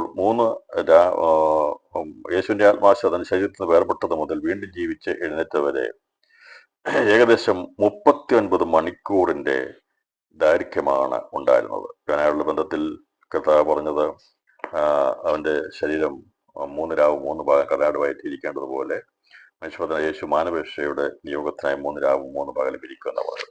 ഈ രണ്ട് കാര്യങ്ങൾ പറയാൻ കാരണം, ഒന്ന് യഹൂദനോടുള്ള ബന്ധത്തിൽ പറഞ്ഞു. എന്നാൽ യഹൂദനോടുള്ള ബന്ധത്തിൽ മാത്രമല്ല, യേശു സർവ്വമനുഷ്യരുടെയും രക്ഷകനാണ് എന്ന് വെളിപ്പെടുത്താൻ വേണ്ടിയാണ് യോനായോടുള്ള ബന്ധത്തിൽ പറഞ്ഞത്. യോനായുടെ പ്രവചനം അതിന്റെ 1-ാം അധ്യായം 17-ാം വാക്യമാണ് അവിടെ 3 രാവും 3 പകലും ഇരിക്കുന്നതിനെ കുറിച്ച് പറഞ്ഞിരിക്കുന്നത്. മത്തായി സുവിശേഷം 12-ാം അധ്യായം 38-ാം വാക്യത്തിലാണ് മറ്റൊരടയാളം കാണുവാനായിട്ട് ശാസ്ത്രിമാരും പരീക്ഷന്മാരും ആഗ്രഹിക്കുന്നു പറഞ്ഞപ്പോൾ യോനയുടെ സംഭവമായി ബന്ധപ്പെടുത്തിയാണ് അവരോട് പറഞ്ഞത് അവന്റെ മരണമുണ്ടായുള്ള ബന്ധത്തിലായിരുന്നു. കർത്താവ് പറഞ്ഞ് ഇനി ഉള്ള ഒരു അടയാളം ഉണ്ടാകുന്നത് അത് എൻ്റെ മരണപുനരുത്ഥാന ബന്ധത്തിലാണ്. അതോട് പറഞ്ഞു, യോന കടലാനയുടെ വയറ്റിൽ 3 രാവും 3 പകലും ഇരുന്നത് പോലെ മനുഷ്യപുത്രൻ 3 രാവും 3 പകലും ഭൂമിയുടെ ഉള്ളിലിരിക്കും എന്ന് പറഞ്ഞു. ഇവിടെയും കർത്താവ് തനിക്ക് സംഭവിക്കാൻ പോകുന്ന മരണത്തെക്കുറിച്ചും പുനരുത്ഥാനത്തെക്കുറിച്ചും ആണ് രണ്ട് കാര്യങ്ങളുടെ ഉപമിച്ച് സംസാരിച്ചത് എന്നാണ് നമുക്ക് കാണാൻ സാധിക്കുന്നത്. യോനയുടെ ബന്ധത്തിൽ പ്രസ്താവിച്ചത് അന്നാരും സംശയം ചോദിച്ചില്ല. എന്നാൽ ഇന്ന് അനേകര് ഇതിനോട് ചോദിക്കാറുണ്ട്. വേദപുസ്തകം ശരിക്ക് തർക്കിക്കാൻ വേണ്ടി വായിക്കുന്നവരാണ് വളരെ ശ്രദ്ധയോടെ ഇതിനെക്കുറിച്ച് പഠിക്കുന്നത്. എവിടെയെങ്കിലും ഒരു പോയിന്റ് കിട്ടുമോ? നമുക്കറിയാം, ഇത് വാദിക്കാനുള്ളവർ, ഒരു കേസൊക്കെ വാദിക്കുന്നവർക്ക്, അഡ്വക്കേറ്റുമാരൊക്കെ അതിൻ്റെ അകത്ത് ഏതെങ്കിലും ഒരു പോയിന്റ് കിട്ടുമോ, ഒരു വാക്ക് കിട്ടുമോ എന്നാണ് നോക്കുന്നത്. നമ്മൾ വായിക്കുന്ന പോലെയല്ല ചിലർ പേപ്പർ വായിക്കുന്നത്. നമ്മൾ വായിക്കുന്ന പോലെയല്ല ഓരോരുത്തരും ഓരോ കാര്യങ്ങൾ വായിക്കുന്നത്. കാരണം അത് ശ്രദ്ധയോടെ വായിക്കുന്നത് അതിൻ്റെ അകത്തുനിന്ന് ഏതെങ്കിലും ഒരു പഴുത് കിട്ടിയാൽ അതേ പിടിക്കാൻ വേണ്ടിയാണ്. അപ്പോൾ യേശുക്രിസ്തുവിൻ്റെ പുനരുത്ഥാനത്തെ ചോദ്യം ചെയ്യാൻ വേണ്ടി, അതിന് യേശുക്രിസ്തു പുനരുത്ഥാനം പ്രാപിച്ചിട്ടില്ല എന്ന് വെളിപ്പെടുത്താൻ വേണ്ടി അവരെടുത്ത് ചോദിക്കുന്ന ചില ചിന്തകൾക്കാണ് ഇന്ന് രാത്രി നമ്മൾ മറുപടി കൊടുക്കുക. ഒരുപക്ഷെ വിശ്വാസമായിരിക്കും നമുക്കിതേക്കുറിച്ച് വലിയ കാര്യം വരത്തില്ലായിരിക്കും. എന്നാൽ നിങ്ങൾ ആരോടെങ്കിലും ഇത്തരം വിഷയങ്ങൾ സംസാരിച്ചു കഴിഞ്ഞാൽ അന്നേരമാണ് മനസ്സിലാക്കുന്നത് ഇങ്ങനെയുള്ള കാര്യങ്ങൾ ഇതിനകത്ത് ഉണ്ടല്ലോ എന്നുള്ളത്. അത് സംവാദ രീതിയിലേക്കും തർക്കത്തിലേക്ക് വരുമ്പോഴാണ്, അവിടെയാണ് ഒരു എന്ന് പറഞ്ഞാൽ പറഞ്ഞത്, സാധാരണ ഒരു വിശ്വാസി വായിക്കുന്നതിനേക്കാൾ വളരെ കൂർമ്മബുദ്ധിയോടെ വായിച്ചിട്ട്, അത് അവർ രക്ഷിക്കപ്പെടാൻ വേണ്ടിയല്ല, ഗുണപ്പെടാൻ വേണ്ടിയല്ല, ഇതിൻ്റെ അകത്ത് ഏതെങ്കിലും വിധത്തിലുള്ളതായ ഒരു പഴുതുണ്ടെങ്കിൽ ആ വാക്കുകൾ വെച്ച് ബൈബിളിൽ തന്നെ തെളിവ് നിരത്തി അത് യേശുക്രിസ്തു പുനരുത്ഥാനം പ്രാപിച്ചിട്ടില്ല അല്ലെങ്കിൽ തെറ്റാണ് തെളിയിക്കാൻ വേണ്ടി വ്യഗ്രത കൊള്ളുന്ന നിരവധി ആൾക്കാർ ലോകത്തിലുണ്ട്. കാരണം ഈ പുസ്തകം അത് എങ്ങനെയും ഏത് വിധത്തിലും ഈ ക്രിസ്തുയേശുവിന്റെ പുനരുത്ഥാനത്തെ ഇല്ലായ്മ ചെയ്ത് കഴിഞ്ഞാൽ ലോകം ജയിച്ചു. അതിനുവേണ്ടിയുള്ള പഠനങ്ങൾ നടക്കുന്നുണ്ട്. അതുകൊണ്ട് വളരെ ശ്രദ്ധയോടെ, വളരെയധികം ശ്രദ്ധയോടും നമ്മൾ ഈ ദിവസം ചിന്തിക്കണം, പഠിക്കണം, തലമുറയ്ക്ക് പകർന്നു കൊടുക്കണം. കാരണം ഇതിൽ എഴുതിയിരിക്കുന്ന വചനം സത്യമാണെന്ന് അത് മനസ്സിലാക്കണം. അല്ലെങ്കിൽ മറ്റുള്ള ചോദിക്കുമ്പോൾ നമ്മൾ ആരുടെ മുമ്പിൽ തല കുനിക്കാനടിയാകരുത്. ഇവിടെ അങ്ങനെ അനവധി ചോദ്യങ്ങൾ വരുന്നത് മർമ്മം വഹിക്കുന്നതുകൊണ്ട്, അവർ മാനുഷിക ബുദ്ധി കൊണ്ട് ചിന്തിക്കുന്നതുകൊണ്ടാണ് അവർ അവർക്ക് അംഗീകരിക്കാൻ സാധിക്കുക. എന്നാൽ യേശു പറഞ്ഞ പോലെ 3 രാവും 3 പകൽ ഭൂമികൾ അവൻ ശരീരം ഇരുന്നില്ലല്ലോ എന്നുള്ളതാണ്. ബുദ്ധിപരമായി ചിന്തിക്കുന്നത് ഒരു വലിയ ചോദ്യം തന്നെയാണ്. ആരംഭത്തിൽ തന്നെ കർത്താവ് എല്ലാം കണ്ടാണ് തിരുവായും പൊഴിഞ്ഞത്, അതിൽ മറിഞ്ഞിരിക്കുന്ന മർമ്മം എന്നതിനെ കുറിച്ചാണ് നമ്മൾ തുടർന്ന് ചിന്തിക്കുക. അപ്പോൾ 3 നാളെന്നുള്ളത് നമുക്ക് മനസ്സിലാക്കി. എന്നാൽ 3 രാവും 3 പകലും എങ്ങനെ കടലാനയുടെ വയറ്റിൽ ഇരുന്നത് പോലെ യേശു ഇരുന്നു എന്നുള്ള ചോദ്യം നമ്മളോട് ചോദിച്ചാൽ നമുക്കത് വേഗത്തിൽ പറഞ്ഞു കൊടുക്കാൻ കഴിയത്തില്ല. അപ്പൊ അതുകൊണ്ട് ചിലര് യേശുക്രിസ്തുവിനെ ക്രൂശിച്ചത് വ്യാഴാഴ്ചയാണെന്ന് പഠിപ്പിക്കുന്നത്. 4 ദിവസം എടുക്കുന്നവരുണ്ട്. 4 ദിവസം, വ്യാഴം, വെള്ളി, ശനി, ഞായർ. അങ്ങനെ ദിവസമൊന്നും മാറ്റുമൊന്നും വേണ്ട. പെസഹയുടെ അന്നാണ് യേശു പിടിക്കപ്പെട്ടെന്നുള്ളത് വളരെ വചന വ്യക്തമാണ്. ഒരുക്കനാൾ എന്നുള്ളത് വെള്ളിയാഴ്ച ആണെന്നുള്ളത് വ്യക്തമാണ്. അതൊന്നും മാറ്റാൻ പറ്റത്തില്ല. ശബത്ത് നാളിനെ മാറ്റാൻ പറ്റത്തില്ല. ആഴ്ചയുടെ 1-ാം നാളും സായനെ സംബന്ധിച്ച് ഇന്നും ഉള്ളതാണ്. ഒന്നും മാറ്റാൻ പറ്റുന്ന കാര്യങ്ങളല്ല. അപ്പൊ അതുകൊണ്ട് ചിലര് ഇതിനെ എന്ന് ബന്ധിപ്പിക്കാൻ വേണ്ടി 3 രാവും 3 പകലും ഇരുന്നുള്ളത് പഠിപ്പിക്കാൻ വേണ്ടി വ്യാഴാഴ്ച യേശു മരിച്ചു, യേശുവിന്റെ ശരീരം വ്യാഴാഴ്ച വെച്ചെന്നുള്ള രീതി പഠിപ്പിക്കുന്നുണ്ട്. അത് തെറ്റാണ്. അങ്ങനെയല്ല എന്നുള്ളത് ആണ് നമ്മൾ ചിന്തിക്കുന്നത്. അപ്പോൾ കർത്താവ് പറഞ്ഞ കാര്യങ്ങൾക്ക് മാറ്റമില്ല. അത് ഗ്രഹിച്ചെടുക്കേണ്ടതുപോലെ ഗ്രഹിച്ചെടുക്കണം. എങ്കിൽ മാത്രമേ അതിൻ്റെ ആ വ്യക്തത നമുക്ക് ലഭിക്കത്തുള്ളൂ. ദൈവകൃപയാൽ 2011 ഞാൻ, എൻ്റെ ഓർമ്മ ശരിയാണെങ്കിൽ, ഈ മനുഷ്യൻ പ്രാണയോട്ടാൽ പിന്നെ അവിടെ മനുഷ്യൻ മരിച്ചാൽ വീണ്ടും ജീവിക്കുമോ എന്നുള്ള പുസ്തകം എഴുതുന്നത്. അന്ന് ഒരു ദിവസം ഞാൻ ഈ വിഷയം ചിന്തിച്ച്, ഈ യേശുക്രിസ്തു പുനരുദ്ധാനങ്ങളുടെ വിഷയം ചിന്തിച്ച്, ഞാൻ സ്കൂട്ടർ ഓടിച്ച് പോകുന്ന വഴിക്ക് വെച്ചാണ് ദൈവം എനിക്ക് ഇതിനെക്കുറിച്ചുള്ള കാഴ്ചപ്പാട് കഴിയാത്തത്. ഞാനിങ്ങനെ പോകുന്ന വഴിക്ക് ചിന്തിക്കും, അടുത്തത് എന്തായിരിക്കും ഉള്ളത്. അപ്പോൾ നമ്മൾ ചിന്തിക്കുന്ന സമയത്ത് ചിലപ്പം ഇരുന്ന് എഴുതിക്കൊണ്ടിരിക്കുന്നത് മനസ്സിലാകത്തില്ല. ഞാനിങ്ങനെ യാത്ര ചെയ്യുന്ന സമയത്താണ് എനിക്ക് വേഗത്തിൽ ഇതേക്കുറിച്ചുള്ള കാഴ്ചപ്പാട് ദൈവം തന്നത്. അന്നാണ് എനിക്കതിൻ്റെ യഥാർത്ഥമായ എൻ്റെ ഉള്ളടക്കം, അതിൻ്റെ മർമ്മം മനസ്സിലാക്കാൻ സാധിച്ചത്. ഞാൻ പറഞ്ഞത്, അപ്പം അതുവരെയും എനിക്കതേക്കുറിച്ചൊരു ഗ്രാഹ്യമില്ലായിരുന്നു, എന്താണെന്ന് അറിയത്തില്ലായിരുന്നു. എന്നാൽ എനിക്ക് ലഭിച്ച മർമ്മം ഞാൻ പുസ്തകത്തിൽ എഴുതി വെബ്സൈറ്റിൽ ഇട്ടിട്ടുണ്ട്. ആർക്കും എഴുതി പഠിക്കാം, വായിക്കാം, ചിന്തിക്കാം, മനസ്സിലാക്കാവുന്ന രീതിയിൽ നമ്മൾ ഇട്ടിട്ടുണ്ട്. പക്ഷേ എത്ര പേർ പ്രയോജനപ്പെടുത്തുന്നുള്ളത് അറിയത്തില്ല. പക്ഷേ ഇത് ഞാൻ പറഞ്ഞത്, നിരവധി ആൾക്കാർ ചോദിക്കുന്ന ചോദ്യമാണ്. അതിന് കൃത്യമായ മറുപടി കൊടുക്കുവാൻ ആത്മീയ ലോകം തയ്യാറായിരിക്കണം. അല്ലെങ്കിൽ മറ്റുള്ള ചോദ്യത്തിന് മുമ്പിൽ നമ്മൾ പതറിപ്പോകാൻ ഇടയാകരുത്. അപ്പം ദൈവമക്കളുടെ തല കുനിക്കാതിരിക്കാൻ വേണ്ടിയാണ് വചനം പഠിപ്പിക്കുന്നത്. വചനം വെളിപ്പെടുത്തി കൊടുക്കുന്ന മറ്റാരുടെ മുമ്പിൽ ദൈവമക്കൾ ഒരിക്കലും ഉത്തരം മുട്ടി പോകരുത്. അതിനുവേണ്ടിയാണ് പരിശുദ്ധാത്മാവ് ദിവസങ്ങൾ നമുക്ക് അതിൻ്റെ മർമ്മം വെളിപ്പെടുത്തരുന്നത്. അപ്പോൾ ഇവിടെ 3 ദിവസം, അഥവാ 3 ദിവസം വരെ, 3 രാവും 3 പകലും എങ്ങനെ കർത്താവ് ഭൂമിക്കുള്ളിൽ ഇരുന്നു എന്നുള്ളതിനെ കുറിച്ചുള്ള ഒരു ചിന്തയാണ് തുടർന്ന് നമ്മൾ ചിന്തിക്കുന്നത്. അപ്പോൾ ഇവിടെ നമുക്ക് ഒന്നുകൂടി നാം ഈ കണക്കുകൾ എടുത്ത് പഠിക്കാൻ പോവുകയാണ്. വെള്ളിയാഴ്ച പകൽ 3 മണി മുതൽ ശനിയാഴ്ച പകൽ 3 മണി വരെ നമ്മൾ കണക്ക് കൂട്ടുമ്പോൾ, യോനയോട് ബന്ധത്തിൽ പറഞ്ഞുള്ള 3 രാവും 3 പകലും മനുഷ്യ ഭൂമികളിൽ ഇരിക്കുമെന്ന് യേശു പ്രസ്താവിച്ചതിനെ കുറിച്ചാണ് തുറന്നു. യേശുവിന്റെ ആത്മാവ് അവന്റെ ശരീരത്തിൽ നിന്ന് വേർപെട്ടത് മുതൽ വീണ്ടും ജീവിച്ച് എഴുന്നേറ്റത് വരെ ഏകദേശം 39 മണിക്കൂറിന്റെ ദൈർഘ്യമാണ് ഉണ്ടായിരുന്നത്. അത് അന്തർദേശീയ കണക്കുകളുടെ ബന്ധത്തിൽ നമുക്കത് തെളിയിക്കാൻ സാധിക്കും. എത്ര മണിക്കൂറാണ്? 39 മണിക്കൂർ. 72 മണിക്കൂറല്ല, കേവലം 39 മണിക്കൂറാണ് യേശു മരിച്ചത് മുതൽ, അഥവാ യേശുവിന്റെ ജീവൻ പോയത് മുതൽ അത് വീണ്ടും തിരികെ പ്രാപിച്ച് എഴുന്നേൽക്കുന്ന വരെയുള്ള സമയം ഏകദേശം 39 മണിക്കൂറാണ്. അതിന്റെ കണക്കുകൾ പ്രകാരമാണ്. വെള്ളിയാഴ്ച പകൽ 3 മണി മുതൽ ശനിയാഴ്ച പകൽ 3 മണി വരെ 24 മണിക്കൂർ ഒരു ദിവസം. നമ്മൾ 3 to 3 എന്നുള്ള രീതിയിൽ കണക്കാക്കുമ്പോൾ 24 ദിവസം. ശനിയാഴ്ച പകൽ 3 മണി മുതൽ ഞായറാഴ്ച അതിരാവിലെ 3 മണി വരെ 12 മണിക്കൂർ. ഇപ്പം 24 12 36 മണിക്കൂർ. അതിരാവിലെ 3 മണി മുതൽ രാവിലെ നേരത്തെ സൂര്യൻ ഉദിക്കുന്ന 6 മണി വരെ വരുമ്പോൾ 3 മണിക്കൂർ. അങ്ങനെയാണ് 3 മണിക്കൂർ. അപ്പോൾ 24 12 36 3 39 മണിക്കൂറാണ് യേശുക്രിസ്തു ക്രൂശിൽ മരിച്ചത് മുതൽ ഉയർത്തെഴുന്നേറ്റ് വരെയുള്ള സമയമായി നമുക്ക് കണക്കാക്കാൻ സാധിക്കുന്നത്. അതിന് ആർക്കും സംശയമില്ലെന്ന് വിചാരിക്കുന്നു. യേശു മരിക്കുന്ന വെള്ളിയാഴ്ച ഉച്ച കഴിഞ്ഞ് 3 PM നമ്മുടെ കണക്കും പ്രകാരം 3 PM. യഹൂദ കണക്കിന് 9 മണിയാണ്. 9 അവിടെ പകൽ മണി 9-ാം നേരമാണ്. അപ്പോൾ 3 മണിക്ക് മരിച്ചെങ്കിൽ ശനിയാഴ്ച 3 മണിയായപ്പോൾ 24 മണിക്കൂർ. ആ ശനിയാഴ്ച 3 മണി മുതൽ ഞായറാഴ്ച വെളുപ്പിനെ 3 മണിയായപ്പോൾ 12 മണിക്കൂർ, 36 മണിക്കൂർ. ഞായറാഴ്ച രാവിലെ 3 മണി മുതൽ ഞായറാഴ്ച രാവിലെ 6 മണി സൂര്യൻ ഉദിക്കുന്ന സമയമായപ്പോൾ 3 മണി, അപ്പോൾ 39 മണിക്കൂറാണ് യേശു ക്രിസ്തുവിന്റെ ജീവൻ അവന്റെ ശരീരത്തിൽ നിന്ന് വേർപെട്ടിരുന്നാണ് വചനപ്രകാരം നമുക്ക് കണക്കാക്കാൻ സാധിക്കും. ഏകദേശം 39 മണിക്കൂർ. യേശുവിന്റെ ആത്മാവ് ശരീരത്തിൽ നിന്ന് വേർപെട്ടതിന് ശേഷം പുനരുത്ഥാനം പ്രാപിക്കുന്നവരെ 39 മണിക്കൂറായിരുന്നെങ്കിലും അവന്റെ നിർജീവമായ ശരീരം കല്ലറയ്ക്കുള്ളിലിരുന്നത് 36 മണിക്കൂറായിരുന്നു.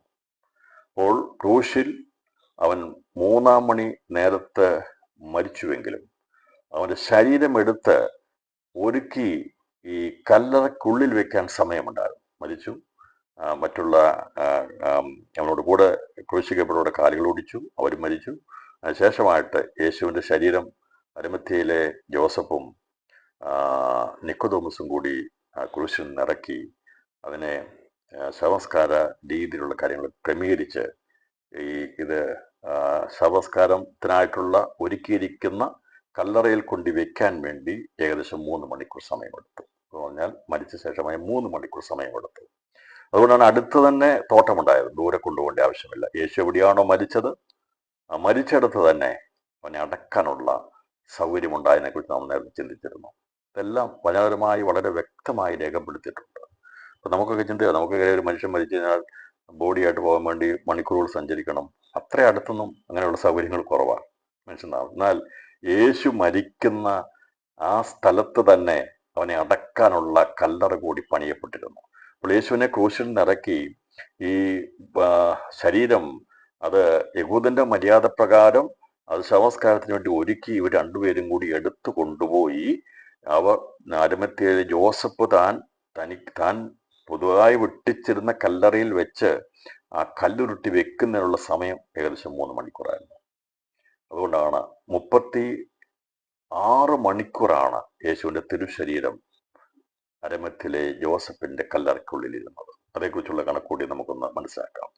വെള്ളിയാഴ്ച സന്ധ്യാ നേരം 6 മണി മുതൽ ശനിയാഴ്ച പ്രഭാതം 6 മണി വരെയാണ്. കാരണം ഇവിടെ നമുക്കറിയാം ശബത്തും ആരംഭിച്ചിരുന്നു എന്നാണ്. അത് വെക്കുന്നതോടുകൂടി പറയാൻ ശബത്തും ആരംഭിച്ചു. അപ്പോൾ വെള്ളിയാഴ്ച ഒരുക്കനാൾ കഴിഞ്ഞ് ശബത്ത് നാളിലേക്ക് പ്രവേശിക്കുകയാണ്. സന്ധ്യ മുതൽ സന്ധ്യ വരെ ശബത്ത് നാൾ ആരംഭിക്കുകയാണ്. ശനിയാഴ്ചയുടെ ആരംഭിക്കുകയാണ്. അപ്പോൾ വെള്ളിയാഴ്ച സന്ധ്യ നേരം 6 മണി മുതൽ ശനിയാഴ്ച പ്രഭാതം 6 മണി വരെ 12 മണിക്കൂർ ഒരു രാത്രിയാണ്. സംശയമില്ലല്ലോ. വെള്ളിയാഴ്ച സന്ധ്യ 6 മണി മുതൽ അടുത്ത രാവിലെ 6 മണി വരെ ആകുമ്പോൾ 12 മണിക്കൂർ ഒരു രാത്രി. ശനിയാഴ്ച പ്രഭാതം 6 മണി മുതൽ ശനിയാഴ്ച സന്ധ്യ 6 മണി വരെ 12 മണിക്കൂറാണ്. അതൊരു പകലാണ്. യേശുവിനെ സംബന്ധിച്ച് ഒരു പകലാണ്. ശനിയാഴ്ച സന്ധ്യ മുതൽ അടുത്ത ദിവസം ഞായറാഴ്ച രാവിലെ 6 മണി വരെ 6 മണി വരെ 12 മണിക്കൂർ, അപ്പോൾ ഒരു രാത്രി. അപ്പോൾ യേശുവിന്റെ ശരീരം കല്ലറയ്ക്കുള്ളിൽ ഇരുന്നത് 2 രാത്രിയും ഒരു പകലുമാണ്. 2 രാത്രി ഒരു പകലും 36 മണിക്കൂർ. എന്നോട് ഞാൻ പറയാം, യേശുവിനെ അരിമത്ഥ്യയിലെ ജോസഫും നിക്കോദെമോസും കൂടി ശബത്ത് ആരംഭിക്കുന്ന സമയത്ത് അതിന് മുമ്പായി തന്നെ വെച്ചത് തീർക്കണം. അവിടെ കല്ലുരുട്ടി വെക്കണം. അതോടുകൂടി ശബത്ത് ആരംഭിക്കുകയാണ്. പിന്നീട് ഒന്നും ചെയ്യാൻ പറ്റത്തില്ല. ശബത്തിൽ സ്വസ്ഥമായിട്ടിരിക്കണം. അപ്പോൾ ശബത്ത് ആരംഭിക്കുന്ന 6 മണിക്ക് മുമ്പായി യേശുവിന്റെ കല്ലറയിൽ വെച്ച് വാതിലടച്ചു, ഒരുരുട്ടി വെച്ചു. അപ്പോൾ അന്നേരം 6 മണി മുതൽ ശനിയാഴ്ച പ്രഭാതം വരെയുള്ള 6 മണി വരെയുള്ള സമയം ഒരു രാത്രിയാണ്. 12 മണിക്കൂർ രാത്രി. സ്വസ്ഥത അനുഭവിക്കുന്ന ശബത്താണ് 7-ാം ദിവസം ശനിയാഴ്ച. രാവിലെ 6 മണി മുതൽ വൈകിട്ട് 6 മണി വരെ ആയപ്പോൾ പകലാകുന്ന ശബത്തിന്റെ ഒരു പകൽ. ആരും അനങ്ങാത്ത ഒരു ദിവസം, നിശ്ചലമായ സമയം. ക്രിസ്തുവിന്റെ ശരീരം നിശ്ചലമായി ഒരു രാത്രി കഴിഞ്ഞ് ശബത്തിൽ അവൻ വിശ്രമിച്ചു. അപ്പോൾ ശബത്ത് ആരംഭിച്ച് അത് വൈകിട്ട് 6 മണി വരെ ആയപ്പോൾ ഒരു പകൽ കഴിഞ്ഞു. വീണ്ടും അത് ഉയർപ്പിലേക്ക് പോകാനുള്ള ദിവസമാണെന്ന് പറഞ്ഞാൽ അടുത്ത ദിവസത്തിലേക്ക് പ്രവേശിക്കുന്നതിന് മുമ്പായി അന്ന് ശനിയാഴ്ച രാത്രി മുതൽ ഞായറാഴ്ച രാവിലെ വരെ ആയപ്പോഴത്തേക്ക് ഒരു രാത്രി കൂടി അവിടെ കഴിഞ്ഞു. അപ്പോൾ ഇതിന് നമ്മളിവിടെ പ്രസ്താവിച്ച 2 രാത്രി ഒരു പകലും 3 രാവും 3 പകലും ആകുന്നതിന്റെ വിശദീകരണത്തിലേക്കാണ് നമുക്കത് മനസ്സിലാക്കുന്നത്. അത് മനസ്സിലാക്കാൻ വേണ്ടിയാണ് പറയുന്നത്. ഇപ്പോൾ യെരുശലേമിൽ യേശുവിന്റെ ശരീരം ഇരുന്നപ്പോൾ 2 രാത്രി ഒരു പകലുമായിരുന്നു. എന്നാൽ നമുക്ക് നേരത്തെ ഒന്ന് ചിന്തിച്ചാൽ അത് മനസ്സിലാകത്തില്ല എങ്ങനെയാണ് 3 രാവും 3 പകലുമായിരുന്നുള്ളത്. എന്നാൽ യഹൂദന്മാർക്ക് വേണ്ടി മാത്രമല്ല യേശു ലോകത്തിൽ വന്നത്, സർവ്വമനുഷ്യർക്കും വേണ്ടി ആയതുകൊണ്ടാണ്. യോന യഹൂദന്റെ ഇസ്രായേലിന്റെ പ്രവാചകനാണെങ്കിലും നിയോഗം ലഭിച്ചത് നിനവി എന്ന രാജ്യത്തോട് സുവിശേഷം അറിയിക്കാൻ വേണ്ടിയാണ്. നിനവിയുടെ സുവിശേഷമാണ് നിനവിയോടെന്ന മാനസാന്തരം അവരെ മടക്കൊണ്ടുവരാൻ വേണ്ടി അറിയിച്ചത്. അത് കാണിക്കുന്നത്, അതിനുള്ള ബന്ധുക്കഥ പറഞ്ഞത് യഹൂദിന് വേണ്ടി മാത്രമല്ല രക്ഷ. യെരുശലേമിൽ യേശു മരിച്ചടക്കപ്പെട്ട് അവന്റെ ശരീരം അവിടെ ഇരുന്നപ്പോൾ ലോകത്തോടുള്ള ബന്ധത്തിലും അതിനെ കണക്കാക്കേണ്ടിയിരിക്കുന്നത് കൊണ്ടാണ് യോന കടനായുടെ വയറ്റും 3 രാവും 3 പകലും ഇരുന്നത് പോലെ. കാരണം അവൻ അങ്ങനെ ഇരുന്ന് കക്ഷസൈന്യോട് ചെന്നതുകൊണ്ടാണ്. അവൻ അനുസരണമില്ലാത്തതുകൊണ്ടാണ് അവനെ കടനാന കൊണ്ടുവന്നാൽ പിതാവാം ദൈവത്തിന് അനുസരണമുള്ള പുത്രൻ ലോകത്തിൽ വന്നപ്പോൾ അവൻ മരിക്കണമെന്നും അവന്റെ ശരീരം യെരുശലേമാകുന്ന ഭൂമിയുടെ മധ്യഭാഗത്ത് മധ്യഭാഗത്ത് 2 രാത്രിയും ഒരു പകലും ഇരിക്കണമെന്നുള്ള ദൈവപ്രവൃത്തിയായിരുന്നു, ദൈവത്തിന്റെ ഉദ്ദേശമായിരുന്നു. ഇതിനെ നമുക്ക് അന്തർദേശീയമായ രീതിയിൽ നാം ചിന്തിക്കുമ്പോൾ, കണക്കാക്കാൻ സാധിക്കുമ്പോൾ, യെരുശലേമിലെ കല്ലറയ്ക്കുള്ളിൽ 2 രാവും യെരുശലേമിലെ കല്ലറയ്ക്കുള്ളിൽ യേശുവിന്റെ ശരീരം 2 രാവും ഒരു പകലുമാണ്. യേശു മരിച്ചടക്കപ്പെട്ട് ഉയർത്തെഴുന്നേറ്റ് ഭൂമിയിലുള്ള സകല മനുഷ്യർക്കും വേണ്ടി ആണ് എന്നുള്ളതിനുള്ള ബന്ധത്തിലാണ് അന്തർദേശീയമായിരിക്കുന്ന നിലവാരത്തിൽ നാം ചിന്തിക്കുമ്പോൾ നമുക്ക് മനസ്സിലാക്കാൻ സാധിക്കുന്നത്. ക്രിസ്തുവിന്റെ ശരീരം ഭൂമിയുടെ മധ്യഭാഗത്തിരിക്കുന്നു. ഇപ്പം നമുക്കറിയാം, നമ്മൾ ഇവിടെ ഇരിക്കുമ്പോൾ കുവൈറ്റിലിരിക്കുന്ന ബ്രദറിന് നമ്മളുമായിട്ട് 2.5 മണിക്കൂറിന്റെ വ്യത്യാസമുണ്ട്. എന്നാൽ അമേരിക്ക പോലുള്ള മറുഭാഗത്തെക്കുറിച്ച് ചിന്തിക്കുമ്പോൾ ഏകദേശം നല്ലൊരു വ്യത്യാസമുണ്ട്, 10-12 മണിക്കൂറിന്റെ വ്യത്യാസം വരുന്നുണ്ട്. അപ്പോൾ ഭൂമിയുടെ ഒരു ഭാഗത്ത് രാത്രിയാകുമ്പോൾ മറുഭാഗത്ത് അത് പകലായിരിക്കും. അപ്പോൾ കർത്താവിന്റെ ശരീരം കല്ലറയ്ക്കുള്ളിൽ വെച്ച വെള്ളിയാഴ്ച സന്ധ്യ മുതൽ ശനിയാഴ്ച രാവിലെ വരെയുള്ള 12 മണിക്കൂർ ഒരു രാത്രി യെരുശലേം ഉൾപ്പെടെയുള്ള ഭാഗത്ത് രാത്രിയായപ്പോൾ അതിന് ഭൂമിയുടെ മറുഭാഗത്ത് പകലായിരുന്നു. ആർക്കും അതിനെതിർപ്പില്ലല്ലോ, അതിന് ഖണ്ഡിക്കാൻ പറ്റത്തില്ലല്ലോ. ഇവിടെ രാത്രിയാകുമ്പോൾ മറുഭാഗത്ത് പകലാണെന്നുള്ളത് നമുക്കിപ്പം സോഷ്യൽ സ്റ്റഡീസ് ഒക്കെ പഠിച്ച് മനസ്സിലായിട്ടുണ്ട്. അതുകൊണ്ട് ഒരു ഭാഗത്ത് പകലും മറുഭാഗത്ത് രാത്രിയുമായിരിക്കും. കാരണം ഭൂമി 24 മണിക്കൂർ കൊണ്ട് സ്വയം അതിൻ്റെ സാങ്കല്പികമായ അച്ചുതണ്ടിൽ കറങ്ങുന്നത് കൊണ്ട് അത് രാവും പകലും ഉണ്ടായിക്കൊണ്ടിരിക്കുന്നതിനെ കുറിച്ച് നമ്മൾ പഠിച്ചു. 24 മണിക്കൂറിൻ്റെ ദിനരാത്രങ്ങൾ പഠിച്ചിട്ടുണ്ട്. അപ്പോൾ സൂര്യൻ അഭിമുഖമായി വരുന്ന ഭാഗം പകലും അതിൽ നിന്ന് മാറിപ്പോകുമ്പോൾ ഇരുളുമായിട്ടാണ്, രാത്രിയുമായിട്ടാണ് കണക്കാക്കുന്നത്. അപ്പോൾ ഭൂമിയുടെ മധ്യഭാഗം, ഇനി ചിലർക്ക് സംശയം വരും, ഭൂമിയുടെ മധ്യഭാഗമാണ് യെരുശലേം എന്നുള്ള തെളിവ് എന്താണെന്നുള്ള ചോദ്യം വരും. അത് നമ്മുടെ തെളിയിച്ചു പോകാം. ഞാൻ പലപ്പോഴും ഭൂമിയുടെ മധ്യഭാഗമാണ് യെരുശലേം എന്ന് പറയുമ്പോൾ അതിന് തെളിവ് എന്താണ് എന്നുള്ള ഇതുവരെയും സംശയം ആർക്കെങ്കിലും കൊണ്ടായി കാണും. അതെങ്ങനെയാണ് തെളിയിക്കുന്നത് എന്നുള്ളത്. ഞാൻ ചോദിച്ചാൽ അതെങ്ങനെയാണ് തെളിയിക്കുന്നുണ്ടെങ്കിൽ വചനത്തിന്റെ ആധികാരികതയിൽ യെശയ്യാവിന്റെ പുസ്തകം 19-ാം അധ്യായം 24-ാം വാക്യത്തിലും അതുപോലെ യെഹെസ്കേൽ പുസ്തകം 5-ാം അധ്യായം 5-ാം വാക്യത്തിലും ഭൂമിയുടെ മധ്യഭാഗത്തെ കുറിച്ച് യെരുശലേമിനെ കുറിച്ചുള്ള കാര്യങ്ങൾ പറഞ്ഞിട്ടുണ്ട്. യെശയ്യാവിന്റെ പുസ്തകം 19-ാം അധ്യായം യെശയ്യാവിന്റെ പുസ്തകം 19-ാം അധ്യായം 24-ാം വാക്യം. ആന്റി ഇതുവരെ പുസ്തകം വായിച്ചിട്ടില്ലേ? മനുഷ്യൻ പ്രാണ വിട്ടപ്പോഴെ മനുഷ്യൻ മരിച്ചാൽ വേണ്ടി പുസ്തകം വായിക്കത്തില്ലല്ലേ? പുസ്തകം വെറുതെ വെച്ചിരിക്കുകയാണ്. അതിനകത്തുണ്ടല്ലോ ആന്റി, 260 പേജ് വായിച്ചാൽ മതി കേട്ടോ. അതിനകത്ത് വായിച്ചാൽ മതി. ഓക്കെ, ആദ്യം കേൾക്കുന്ന പോലെ യെശയ്യാവിന്റെ 19-24, 19-ാം അധ്യായം എൻ്റെ 24-ാമത്തെ വാക്യം, 19-ാം അധ്യായം 4-ാം വാക്യം. നിങ്ങളുടെ കയ്യിലിരിക്കുന്ന പുസ്തകങ്ങൾ ദയവായിട്ട് അത് ഷോക്കേസ് വെക്കാതെ വായിക്കണം. വായിച്ചിട്ട് വരയ്ക്കണം, എഴുതണം. അതങ്ങനെ വെച്ചുകൊണ്ടിരിക്കുന്നത്. കേടായിപ്പോട്ടെ, ഞാൻ പുതിയ പുസ്തകം തരാം, കുഴപ്പമൊന്നുമില്ല. അത് പുതുമ വെച്ചുകൊണ്ടിരിക്കേണ്ട. പുസ്തകം പുതുമയോടെ ഇരിക്കാനുള്ളതല്ല, പുസ്തകം വായിച്ചത് പഴക്കം വരാൻ വേണ്ടി ഉള്ളതാണ്. എടുത്ത് വായിക്കണം. ഓക്കെ, 19-ാം അധ്യായം 24-ാമത്തെ വാക്യം. ചിലർ വിചാരിക്കുന്നത് പുസ്തകം ചെളി പിടിച്ചു പോകുമോ, കീറിപ്പോകും. കീറിപ്പൊക്കോട്ട് കുഴപ്പമില്ല, വേറൊന്നുമായി ചോദിച്ചാൽ തരാം. 19-24. അന്നാളിൽ ഇസ്രായേൽ ഭൂമിയുടെ മധ്യേ ഒരു അനുഗ്രഹമായി മിസ്രയീമിനോടും അശ്ശൂരിനോടും കൂടെ മൂന്നാമതായിരിക്കും. അപ്പോൾ അന്നാളിൽ ഇസ്രായേൽ ഭൂമിയുടെ മധ്യേ ഒരു അനുഗ്രഹമായി. ഉണ്ടല്ലോ, ഉണ്ടോ? വചനത്തിലുണ്ടോ ആന്റി? ഉണ്ടോ? 19-24 ഞാൻ വായിച്ച ഭാഗം ഉണ്ടല്ലോ അല്ലേ? അന്നാളിൽ ഇസ്രായേൽ ഭൂമിയുടെ മധ്യേ ഒരു അനുഗ്രഹമായി മിസ്രയീമിനോടും അശ്ശൂരിനോടും കൂടെ മൂന്നാമതായിരിക്കും. അപ്പോൾ ഭൂമിയുടെ മധ്യയാണ് യെരുശലേമിന്റെ സ്ഥാനമെന്ന് രേഖപ്പെടുത്തിയിരിക്കുന്നു.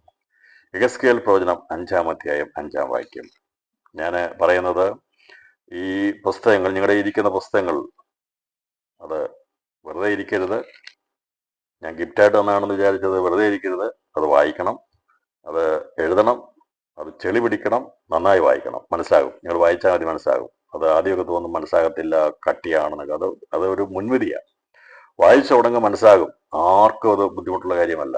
എല്ലാവർക്കും മനസ്സിലാകുന്ന രീതിയിൽ വളരെ ലളിതമായിട്ട് എഴുതിയിരിക്കുന്നത് മനസ്സിലാക്കാൻ സാധിക്കും. വലിയ ക്രിട്ടിക്കലായിട്ടുള്ള പുസ്തകങ്ങളൊക്കെ പഠിക്കുന്ന ഞങ്ങൾക്ക് വളരെ സിമ്പിളായിട്ട് മനസ്സിലാകാവുന്ന രീതിയിൽ എഴുതി, പക്ഷെ മുൻവിധി ഉള്ളതുകൊണ്ടാണ് പലർക്കും വായിക്കാൻ സാധിക്കാതെ. വളരെ താല്പര്യമില്ലാത്ത മടി കാരണം, അല്ലെങ്കിൽ വായിച്ചാൽ മനസ്സിലാകും. അപ്പൊ യെഹെസ്കേൽ 5-ാം അധ്യായം 5-ാം വാക്യം കൂടി ഞാൻ വായിക്കാം. യഹോവയായ കർത്താവ് പ്രകാരം ചെയ്യുന്നു, ഇത് യെരുശലേമാകുന്നു, ഞാൻ അതിനെ ജാതികളുടെ മധ്യേ വെച്ചിരിക്കുന്നു, അതിന് ചുറ്റും രാജ്യങ്ങളുണ്ട്. ഈ 2 വചനങ്ങൾ അനുസരിച്ച് ഇസ്രായേൽ അതിൻ്റെ ചുറ്റുമാണ് രാജ്യങ്ങളെ ദൈവം വിന്യസിച്ചിരിക്കുന്നത് എന്നുള്ളത് വളരെ വ്യക്തമാണ്. സംശയം ഇനി ഉണ്ടാകത്തില്ല എന്ന് വിശ്വസിക്കുന്നു. ആർക്കെല്ലാം പുസ്തകം കിട്ടിയിട്ടുണ്ടോ അത് വായിക്കണം. പഴയ പുസ്തകം നമ്മളത് മോഡിഫൈ ചെയ്തിട്ടേ ഉള്ളൂ. അതിനകത്ത് ചില അക്ഷരങ്ങളൊക്കെ മാറ്റി അക്ഷരത്തിട്ടൊക്കെ മാറ്റി ഒരു പുസ്തകമെല്ലാം ഒന്ന് തന്നെയാണ്. അപ്പോൾ അത് ദയവായിട്ട് നിങ്ങൾ വായിക്കണം. അത് വായിച്ചു നോക്കിക്കൂ. പരിശുദ്ധന്മാർ വെളിപ്പെടുത്തി പ്രാർത്ഥിച്ചു തുടങ്ങിയാൽ മതി. കർത്താവേ എനിക്കത് മനസ്സാകാൻ നീ കൃപ നൽകണമേ എന്ന് പറഞ്ഞ് വായിച്ചു തുടങ്ങുക. നിശ്ചയമായിട്ടും ദൈവം അത് വെളിപ്പെടുത്തരും, മനസ്സാകാൻ സാധിക്കും. നിങ്ങൾ ക്ലാസ് എടുക്കാനും പ്രസംഗിക്കാനും ഒക്കെയുള്ള നിരവധി സന്ദേശങ്ങൾ അതിൽ നിന്ന് ദൈവം നൽകും. അതിനുള്ള ദൈവകൃപ അതിൻ്റെ പകരപ്പെടുമെന്ന് എനിക്ക് നല്ല ഉറപ്പോടെ ഞാൻ പറയുന്നത്. അപ്പോൾ 5-5 വാക്യത്തിൽ പറയുന്നത് യഹോവയായ കർത്താവ് അരുളി ചെയ്യുന്നു, ഇത് യെരൂശലേമാകുന്നു, ഞാൻ അതിനെ ജാതികളുടെ മധ്യേ വെച്ചിരിക്കുന്നു, അതിന് ചുറ്റും രാജ്യങ്ങളുണ്ട്. അതിന് ചുറ്റുമായിട്ട് രാജ്യങ്ങളുണ്ട്. അപ്പോൾ യെരൂശലേമാകുന്ന ഭൂമിയുടെ മധ്യഭാഗത്ത് ഈ കർത്താവിന്റെ ശരീരം ഒരു രാത്രി ഇരുന്നപ്പോൾ അന്ന് ഭൂമിയുടെ മറുഭാഗത്തുള്ളവർക്ക് ഒരു പകലായിരുന്നു. യെരൂശലേമിൽ പകലായപ്പോൾ മറുഭാഗത്ത് രാത്രിയും, യെരൂശലേമിൽ രാത്രിയായപ്പോൾ മറുഭാഗത്ത് പകലുമായിരുന്നു. അപ്പോൾ കർത്താവ് 3 രാവും 3 പകലെന്ന് പറഞ്ഞിട്ട് അന്ന് യെരൂശലേമിൽ ഈ പറയുന്ന പോലെ വ്യാഴാഴ്ച രാത്രി മുതൽ 3 രാത്രി 3 പകലും ഇരുന്നിരുന്നെങ്കിൽ ഇന്നത്തെ ശാസ്ത്രം വെച്ച് പറഞ്ഞതിനെ തെറ്റിപ്പോയി. ശാസ്ത്രം കണ്ടുപിടിക്കുന്നതിന് മുമ്പ് ഭൂമിയെ സൃഷ്ടിച്ചവന്, ലോകത്തെ സൃഷ്ടിച്ചവന്, ഭൂമിയെ സൂര്യചന്ദ്രനെ താരാവതങ്ങളെ സൃഷ്ടിച്ചവന് മനുഷ്യ നീ കണ്ടുപിടിക്കുന്നതിന് മുമ്പ് സകലവും കർത്താവ് കണ്ടുപിടിച്ച് മനസ്സിലാക്കിയിരുന്നു അല്ലേ? അല്ലെങ്കിൽ എത്രയോ തെറ്റായി പോയേനെ. ഇന്ന് നേരെ തിരിച്ചു ചോദിച്ചേനെ. വ്യാഴാഴ്ച ഇരുന്ന് വ്യാഴാഴ്ച 3 രാത്രി, വ്യാഴം വെള്ളി ശനി അങ്ങനെ 3 രാവും 3 പകലും ഇരുന്ന് എഴുന്നേറ്റൊക്കെ പറഞ്ഞാൽ 6 ദിവസമായി പോയേനെ. ഇവിടെ വളരെ വ്യക്തമായി ഭൂമിയോടുള്ള ബന്ധത്തിൽ അന്തർദേശീയമായ രീതിയിൽ നമുക്ക് കണക്കാക്കുമ്പോൾ ഉണ്ടല്ലോ, സംശയം ആർക്കുമില്ലല്ലോ. ഇവിടെ രാത്രിയാണെങ്കിൽ മറുഭാഗത്ത് പകലാണെന്നുള്ളതിന് ആർക്കും അതിനെ ഖണ്ഡിക്കാൻ കഴിയത്തില്ല. അങ്ങനെയാണല്ലോ. പണ്ടറിയത്തില്ലായിരുന്നു. പണ്ട് നമ്മളൊക്കെ ചെറുപ്പത്തിൽ ഞാൻ വിചാരിച്ചിരുന്നത് ഇത് ഇവിടെ ഈ രാത്രി എല്ലായിടത്തും എന്നുള്ളതാണ്. പിന്നെയാണ് മനസ്സിലായി, ഓരോ രാജ്യങ്ങൾ പോകുന്നതൊക്കെ മനസ്സിലായി സമയങ്ങൾക്ക് വ്യത്യാസമുണ്ടെന്നുള്ളല്ലേ. വ്യത്യാസമുണ്ട്. UAE സമയം 1.5 മണിക്കൂറിന്റെ വ്യത്യാസമുണ്ട്. കുവൈറ്റിനൊക്കെ 2.5 മണിക്കൂർ. അത് നമ്മൾ കിഴക്കുന്ന് പടിഞ്ഞാറോട്ട് പോകുമ്പോൾ ഓരോ ഡിഗ്രിക്ക് 4 മിനിറ്റിന്റെ വ്യത്യാസം വരും. അതേപോലെ ഞങ്ങൾ പഠിച്ചിട്ടുണ്ട്. ഞങ്ങൾ ഈ എയർക്രാഫ്റ്റിന് ഡയറക്ഷണൽ കോമ്പസ് സിസ്റ്റം ഉപയോഗിക്കാൻ വേണ്ടി അതിൻ്റെ അകത്ത് ഉള്ള കോമ്പസ് സിസ്റ്റം ഉപയോഗിക്കുമ്പോൾ അതിന് കറക്ഷന് വേണ്ടി ഉപയോഗിക്കുന്നത് എങ്ങനെയാണ്, ഓരോ ലാറ്റിറ്റ്യൂഡ് പോകുമ്പോഴും അതിൻ്റെതായിട്ടുള്ള കണക്കൂട്ടി 4 മിനിറ്റിന്റെ വ്യത്യാസം ഉണ്ടാകുന്നുണ്ട്. അങ്ങനെയാണ് സമയം കണക്കൂട്ടിയെടുക്കുന്നത്. ഓക്കെ, അത് ശാസ്ത്രപരമായിട്ട് അവർ ചിന്തിക്കേണ്ടത്. നമുക്ക് ഇത്രയും മനസ്സിലാക്കിയാൽ മതി. നമ്മൾ സാധാരണ ഒരു വിശ്വാസിക്ക് കൂടുതലൊന്നും ചിന്തിക്കേണ്ട. നമ്മൾ ഇത്രയും മനസ്സിലാക്കുക. അപ്പം നമുക്കറിയാം ഇവിടെ പകലാണെങ്കിൽ മറുഭാഗത്ത് രാത്രിയാണെന്നുള്ളത്. അതിന് എല്ലാവർക്കും മനസ്സിലാക്കാൻ പറ്റുന്ന കാര്യമാണല്ലോ. അതിന് വലിയ ശാസ്ത്രീയ പഠനമൊന്നും വേണ്ട. ഇപ്പം നമുക്കറിയാം ഇവിടെ രാത്രിയാണ്, മറുഭാഗത്ത് പകലാണ്. അപ്പോൾ കർത്താവിന്റെ ശരീരം കല്ലറയ്ക്കുള്ളിൽ വെച്ച വെള്ളിയാഴ്ച സന്ധ്യ മുതൽ ശനിയാഴ്ച രാവിലെ വരെയുള്ള 12 മണിക്കൂർ യെരൂശലേമിൽ രാത്രിയായിരുന്നു, ഭൂമിയുടെ മറുഭാഗത്ത് പകലായിരുന്നു. ഒരു രാത്രി ഒരു പകൽ. ശനിയാഴ്ച രാവിലെ മുതൽ ശനിയാഴ്ച സന്ധ്യ വരെയുള്ള 12 മണിക്കൂർ യെരൂശലേമിൽ പകലായിരുന്നു, മറുഭാഗത്ത് രാത്രിയായിരുന്നു. ശനിയാഴ്ച സന്ധ്യ മുതൽ ഞായർ രാവിലെ പുനരുത്ഥാനം നടക്കുന്നത് വരെയുള്ള 12 മണിക്കൂർ യെരൂശലേമിൽ രാത്രിയായിരുന്നു, മറുഭാഗത്ത് പകലായിരുന്നു. ഒന്ന് കണക്കൂട്ടി നോക്കുമ്പോൾ 3 രാത്രിയും 3 പകലും അന്തർദേശീയമായ രീതിയിൽ കണക്കാക്കുമ്പോൾ, ഭൂമിയോടുള്ള ബന്ധത്തിൽ കണക്കാക്കുമ്പോൾ, യേശു ക്രിസ്തു മാനവവംശത്തിന് വേണ്ടി ഭൂമിയിൽ വന്നതുകൊണ്ട് 3 രാവും 3 പകലും ഇരിക്കുമെന്നുള്ള പറഞ്ഞിരിക്കുന്ന സർവ്വജ്ഞാനിയായ കർത്താവ് പറഞ്ഞത് അബദ്ധമായിട്ടല്ലായിരുന്നു പറഞ്ഞത്, സത്യമാണ്. അത് പരിജ്ഞാനത്തോടെയാണ് പറഞ്ഞത്. അത് ഗ്രഹിച്ചെടുക്കുവാൻ പരിശുദ്ധന്മാർ കൃപ തന്നതിനായി ഇന്ന് രാത്രി സ്തോത്രം ചെയ്യണം. അതുകൊണ്ട് കർത്താവ് പറഞ്ഞതൊന്നും വൃതാവായ കാര്യങ്ങളല്ല, അബദ്ധങ്ങളല്ല. അതൊക്കെ സൃഷ്ടിതാവായിരിക്കുക ദൈവം പറഞ്ഞ കാര്യങ്ങൾ നമുക്ക് ഗ്രഹിച്ചെടുക്കണം. നാം ഒരു ഷൂ വാങ്ങിച്ചിട്ട് അത് ചേരുന്നില്ല എന്ന് കണ്ടുകൊണ്ട് നമ്മുടെ കാല് മുറിച്ചല്ല അത് അഡ്ജസ്റ്റ് ചെയ്യേണ്ടത്. അതല്ല ചെയ്യേണ്ടത്. നമ്മൾ പറ്റാത്ത ഷൂ മാറി വാങ്ങിക്കണം. അതാ ചെയ്യേണ്ടത്. അതാണ് ബുദ്ധി. അപ്പോൾ ക്രിസ്തുവിന്റെ വചനത്തെ നമ്മൾ മാറ്റാനല്ല ശ്രമിക്കേണ്ടത്, നമ്മളതിനെ മാറി ചിന്തിക്കണം. അല്ലാതെ വെള്ളിയാഴ്ച ക്രൂശിക്കപ്പെട്ട ക്രിസ്തുവിനെ വ്യാഴാഴ്ച ക്രൂശിക്കുമൊന്നും വേണ്ട. അത് ചെയ്യും. അത് ഈ ഷൂ വാങ്ങിച്ചിട്ട് ഞാൻ ഷൂ മാറ്റത്തില്ല, കാല് മുറിക്കുന്ന രീതിക്കാര ദൈവത്തെ ആരും തൊട്ട് കളിക്കരുത്. തിരുവഴുത്തിനെ ആരും തൊടാൻ പോകരുത്. അതങ്ങനെ തന്നെ. അത് മനസ്സിലായില്ലേ കുഴപ്പമില്ല, നമുക്ക് മനസ്സിലായെന്ന് പറഞ്ഞാൽ മതി. പക്ഷെ തിരുവഴുത്തിനെ ആരും മാറ്റിമറിക്കാൻ ആരും പോകരുത്. നമുക്ക് മനസ്സിലായില്ലെങ്കിൽ മനസ്സിലായില്ല, അതെന്തെങ്കിലും മനസ്സിലാക്കി തരും. ഇപ്പൊ ചിലര് അതിനെ, ഞാൻ പറഞ്ഞൊരു ഷൂ വാങ്ങിച്ചിട്ട് ചേരുന്നില്ല എന്നോട് കാലിന്റെ ഭാഗം മുറിച്ച് കളയുന്ന ടീമാണ്. ദൈവത്തെ തൊടരുത് പ്ലീസ്, തിരുവഴുത്തിനെ ആരും തൊടാൻ പോകരുത്. അപ്പോൾ ഇത് മനസ്സിലായാലും എങ്ങനെയാണെന്നുള്ളത്, 3 രാവും 3 പകലും എന്നുള്ളത്, അത് വേദപുസ്തകത്തിൽ പറഞ്ഞിരിക്കുന്ന കാര്യം യെരൂശലേമിനെ ഭൂമിയുടെ മധ്യഭാഗമായി കണക്കാക്കുമ്പോൾ അവിടെ 2 രാത്രിയും 1 പകലുമാണ് യേശു ക്രിസ്തുവിന്റെ ശരീരം യെരൂശലേമിന്റെ മധ്യഭാഗത്ത് ഇരുന്നെങ്കിൽ, ഭൂമിയിൽ ഇരുന്നെങ്കിൽ, മറുഭാഗത്ത് അത് 2 പകലും 1 രാത്രിയുമായിരുന്നു. 2 രാത്രിയും 1 പകലുമാണ് യെരൂശലേമിനോട് ബന്ധത്തിലുള്ളെങ്കിൽ, മറുഭാഗത്ത് 2 പകലും 1 രാത്രിയുമായിരുന്നു. നമ്മൾ ആകെ ചിന്തിക്കുമ്പോൾ 3 രാത്രിയും 3 പകലും. ഇത് മനസ്സിലായെങ്കിൽ യേശു ക്രിസ്തു പറഞ്ഞ കാര്യം, ക്രിസ്തു യേശുവിനുള്ള ബന്ധത്തിൽ ഈ പറയുന്ന 3 നാളും 3 രാത്രിയും 3 പകലും, 3 രാവും 3 പകലും എന്നുള്ള കാര്യം മനസ്സിലായെങ്കിൽ വലിയ ഒരു വിഷയത്തിന്റെ വെളിപ്പാടാണ് നമുക്ക് കിട്ടിയത്. അതേക്കുറിച്ച് കൂടുതൽ ഞാനിനി വ്യാഖ്യാനിക്കാൻ ആഗ്രഹിക്കുന്നില്ല, മനസ്സിലായി വിചാരിക്കുന്നു. ഇനി ആർക്കെങ്കിലും സംശയമുണ്ടെങ്കിൽ അത് നിങ്ങൾക്ക് തന്നെ മനസ്സിലാക്കാനുള്ളതേ ഉള്ളൂ. അതല്ലെങ്കിൽ ചോദിച്ചാൽ അത് പറഞ്ഞു തരാൻ ഞാൻ സന്നദ്ധമാണെന്ന് ഒരിക്കൽ കൂടി ഓർപ്പിക്കുന്നു. ഇത്രയും വിശദമായ രീതിയിൽ ഈ കാര്യം പറഞ്ഞപ്പോൾ അത് മനസ്സിലായി എന്ന് ഞാൻ വിശ്വസിക്കുന്നു. ഇന്നുവരെയുള്ള സംശയം ആർക്കെങ്കിലും കൊണ്ട് മാറിപ്പോണം. അത് മാറാൻ വേണ്ടിയാണ് വളരെ വ്യക്തമായ രീതിയിൽ ഞാൻ ഈ കാര്യം എടുത്തത്. ഞാൻ വേഗത്തിൽ 20-ാം അധ്യായത്തിന്റെ മറുഭാഗത്തേക്ക്, അപ്പൊ നമ്മൾ 1-ാം വാക്യത്തെ നമ്മൾ ചിന്തിച്ചത് ആഴ്ചവട്ടത്തിന്റെ 1-ാം നാൾ എന്നെ കുറിച്ച് ചിന്തിച്ചപ്പോൾ അത് 3 നാളായിരുന്നുള്ളത്. ഏതൊക്കെയാണെന്ന് ഒന്നുകൂടെ ഞാൻ പറയാം. ഒരുക്ക നാളിൽ യേശു ക്രൂശിതനായി മരിച്ചു. ശബത്ത് നാളിൽ യേശു കല്ലറയ്ക്കുള്ളിൽ, ഒരുക്ക നാൾ തന്നെ വെച്ചു. ശബത്ത് നാള് പുനരുത്ഥാനം ചെയ്യുന്നത് 1-ാം നാളിന്റെ സൂര്യൻ ഉദിക്കുന്ന സമയം. അപ്പോൾ 3 നാൾ, ഒരുക്ക നാൾ, ശബത്ത് നാൾ, 1-ാം നാൾ. ഇതാണ് 3 നാൾ. യേശു ഭൂമിക്കുള്ളിൽ 3 രാവും 3 പകലും ഇരുന്നെന്നുള്ളത് 36 മണിക്കൂറാണ് യേശു ശരീരം ഇരുന്നത്.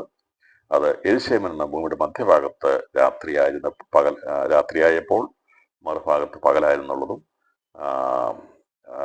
ശബത്ത് നാളിൽ യെരൂശലേമിൽ പകലായിരുന്നപ്പോൾ മറുഭാഗത്ത് രാത്രിയായിരുന്നുള്ളതും, യെരൂശലേമിൽ രാത്രിയായപ്പോൾ മറുഭാഗത്ത് പകലായിരുന്നുള്ള രീതിയിൽ 3 രാവും 3 പകലുമാണ്. ലോകത്തോടുള്ള ബന്ധത്തിൽ അന്തർദേശീയമായ രീതിയിൽ നാം ചിന്തിക്കുമ്പോൾ 3 രാവും 3 പകലും കർത്താവിന്റെ ശരീരം കല്ലറയ്ക്കുള്ളിൽ ഇരുന്നു 36 മണിക്കൂറായിരുന്നു എന്നുള്ളതിന്റെ വ്യക്തതയാണ് ഇന്ന് രാത്രിയിൽ മനസ്സിലാക്കിയത്. എന്നാൽ തുടർന്ന് നമ്മൾ ചിന്തിക്കുന്നത് കർത്താവിന്റെ പുനരുത്ഥാന സംഭവങ്ങളെ കുറിച്ചാണ്. അതും സങ്കീർണമാണ്.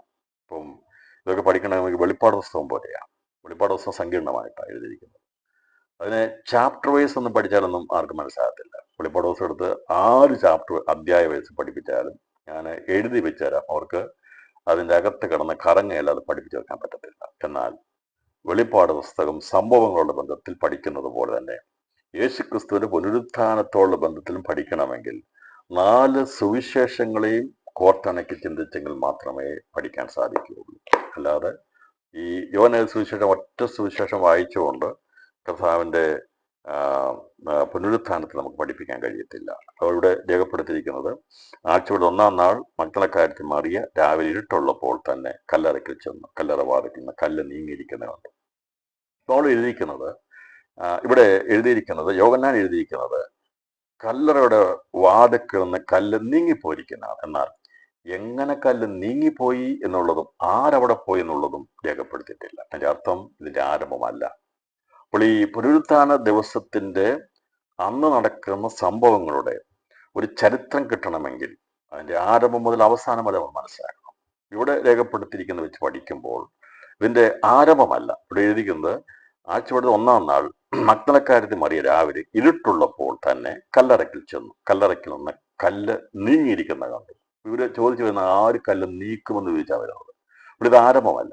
അപ്പോൾ ആരംഭം പഠിക്കണമെങ്കിൽ മത്തായി സുവിശേഷത്തെ നമ്മൾ തുടങ്ങി, മർക്കോസ് സുവിശേഷത്തിലൂടെ പഠിച്ച്, ലൂക്കോസ് സുവിശേഷത്തിലൂടെ വന്ന് ഈ ഭാഗം വായിച്ചെങ്കിലേ അതിന്റെ ആരംഭം കിട്ടുകയുള്ളൂ, അതിന്റെ തുടക്കം കിട്ടുകയുള്ളൂ. എന്നിട്ട് നമ്മൾ മത്തായി സുവിശേഷത്തിലേക്ക് പോകണം. അപ്പൊ അങ്ങനെ യേശുവിന്റെ പുനരുത്ഥാനത്തെ കുറിച്ച് പഠിച്ചെങ്കിലാണ് ഇതിന്റെ ആ ക്രമമായിട്ട് മനസ്സിലാകും, അതിന്റെ സീക്വൻസ് എങ്ങനെയാണ്. അല്ലെങ്കിൽ നിങ്ങൾ എത്ര വായിച്ചാലും കൺഫ്യൂഷൻ ആയിരിക്കും. എത്ര വായിച്ചാലും അത് പൊരുത്തപ്പെടത്തില്ല. നമ്മൾ എങ്ങനെ പഠിക്കേണ്ടത്? മത്തായി സുവിശേഷത്തിൽ ആരംഭം വിട്ട് മർക്കോസ് എഴുതിയ ഭാഗത്ത് ഇതേ പഠിച്ച് അതിനുശേഷമായി ലൂക്കോസ് എഴുതിയ സുവിശേഷത്തിലൂടെ വന്ന് യോഹന്നാൻ എഴുതിയ സുവിശേഷത്തിലേക്ക് വരുമ്പോഴത്തേക്ക് നമുക്ക് അടുത്ത് വരും. പിന്നീട് നമ്മൾ മടങ്ങി മത്തായി സുവിശേഷത്തിൽ പോയെങ്കിലേ ഈ പുനരുത്ഥാന സംഭവങ്ങളെ കുറിച്ചുള്ള വ്യക്തത ലഭിക്കുകയുള്ളൂ. യേശുവിന്റെ പുനരുത്ഥാനത്തിന്റെ ആരംഭ അവസാന സംഭവങ്ങൾ മത്തായി എഴുതിയ സുവിശേഷത്തിൽ പ്രാധാന്യം കൊടുത്തിരിക്കുന്നത്. പ്രാരംഭ സംഭവങ്ങൾക്ക് മത്തായിയാണ് രേഖ. മറ്റു 3 സുവിശേഷങ്ങൾ അതേക്കുറിച്ച് രേഖപ്പെടുത്തിയിട്ടില്ല. മത്തായി എഴുതിയ സുവിശേഷത്തിൽ പുനരുത്ഥാനത്തിൽ കല്ലറയ്ക്കൽ നടന്ന ആരംഭ സംഭവങ്ങളെക്കുറിച്ചും പര്യവസാനത്തെക്കുറിച്ചുമാണ് മത്തായി സുവിശേഷത്തിൽ രേഖപ്പെടുത്തിയത്. അപ്പോൾ മത്തായി സുവിശേഷത്തിന്റെ ആരംഭവും അവസാനവും പുനരുത്ഥാനത്തിന്റെ സംഭവങ്ങളുടെ ആരംഭവും അവസാനം എഴുതിയിരിക്കുന്ന മത്തായിയാണ്.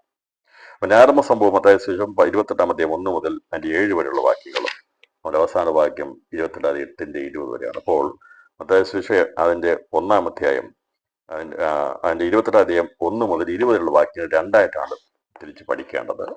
അതിന്റെ പ്രാരംഭ സംഭവം നടക്കുന്നത് മത്തായി സുവിശേഷം അതിന്റെ 28-ാം അധ്യായം 1 മുതൽ 7 വരെയുള്ള വാക്യങ്ങൾ.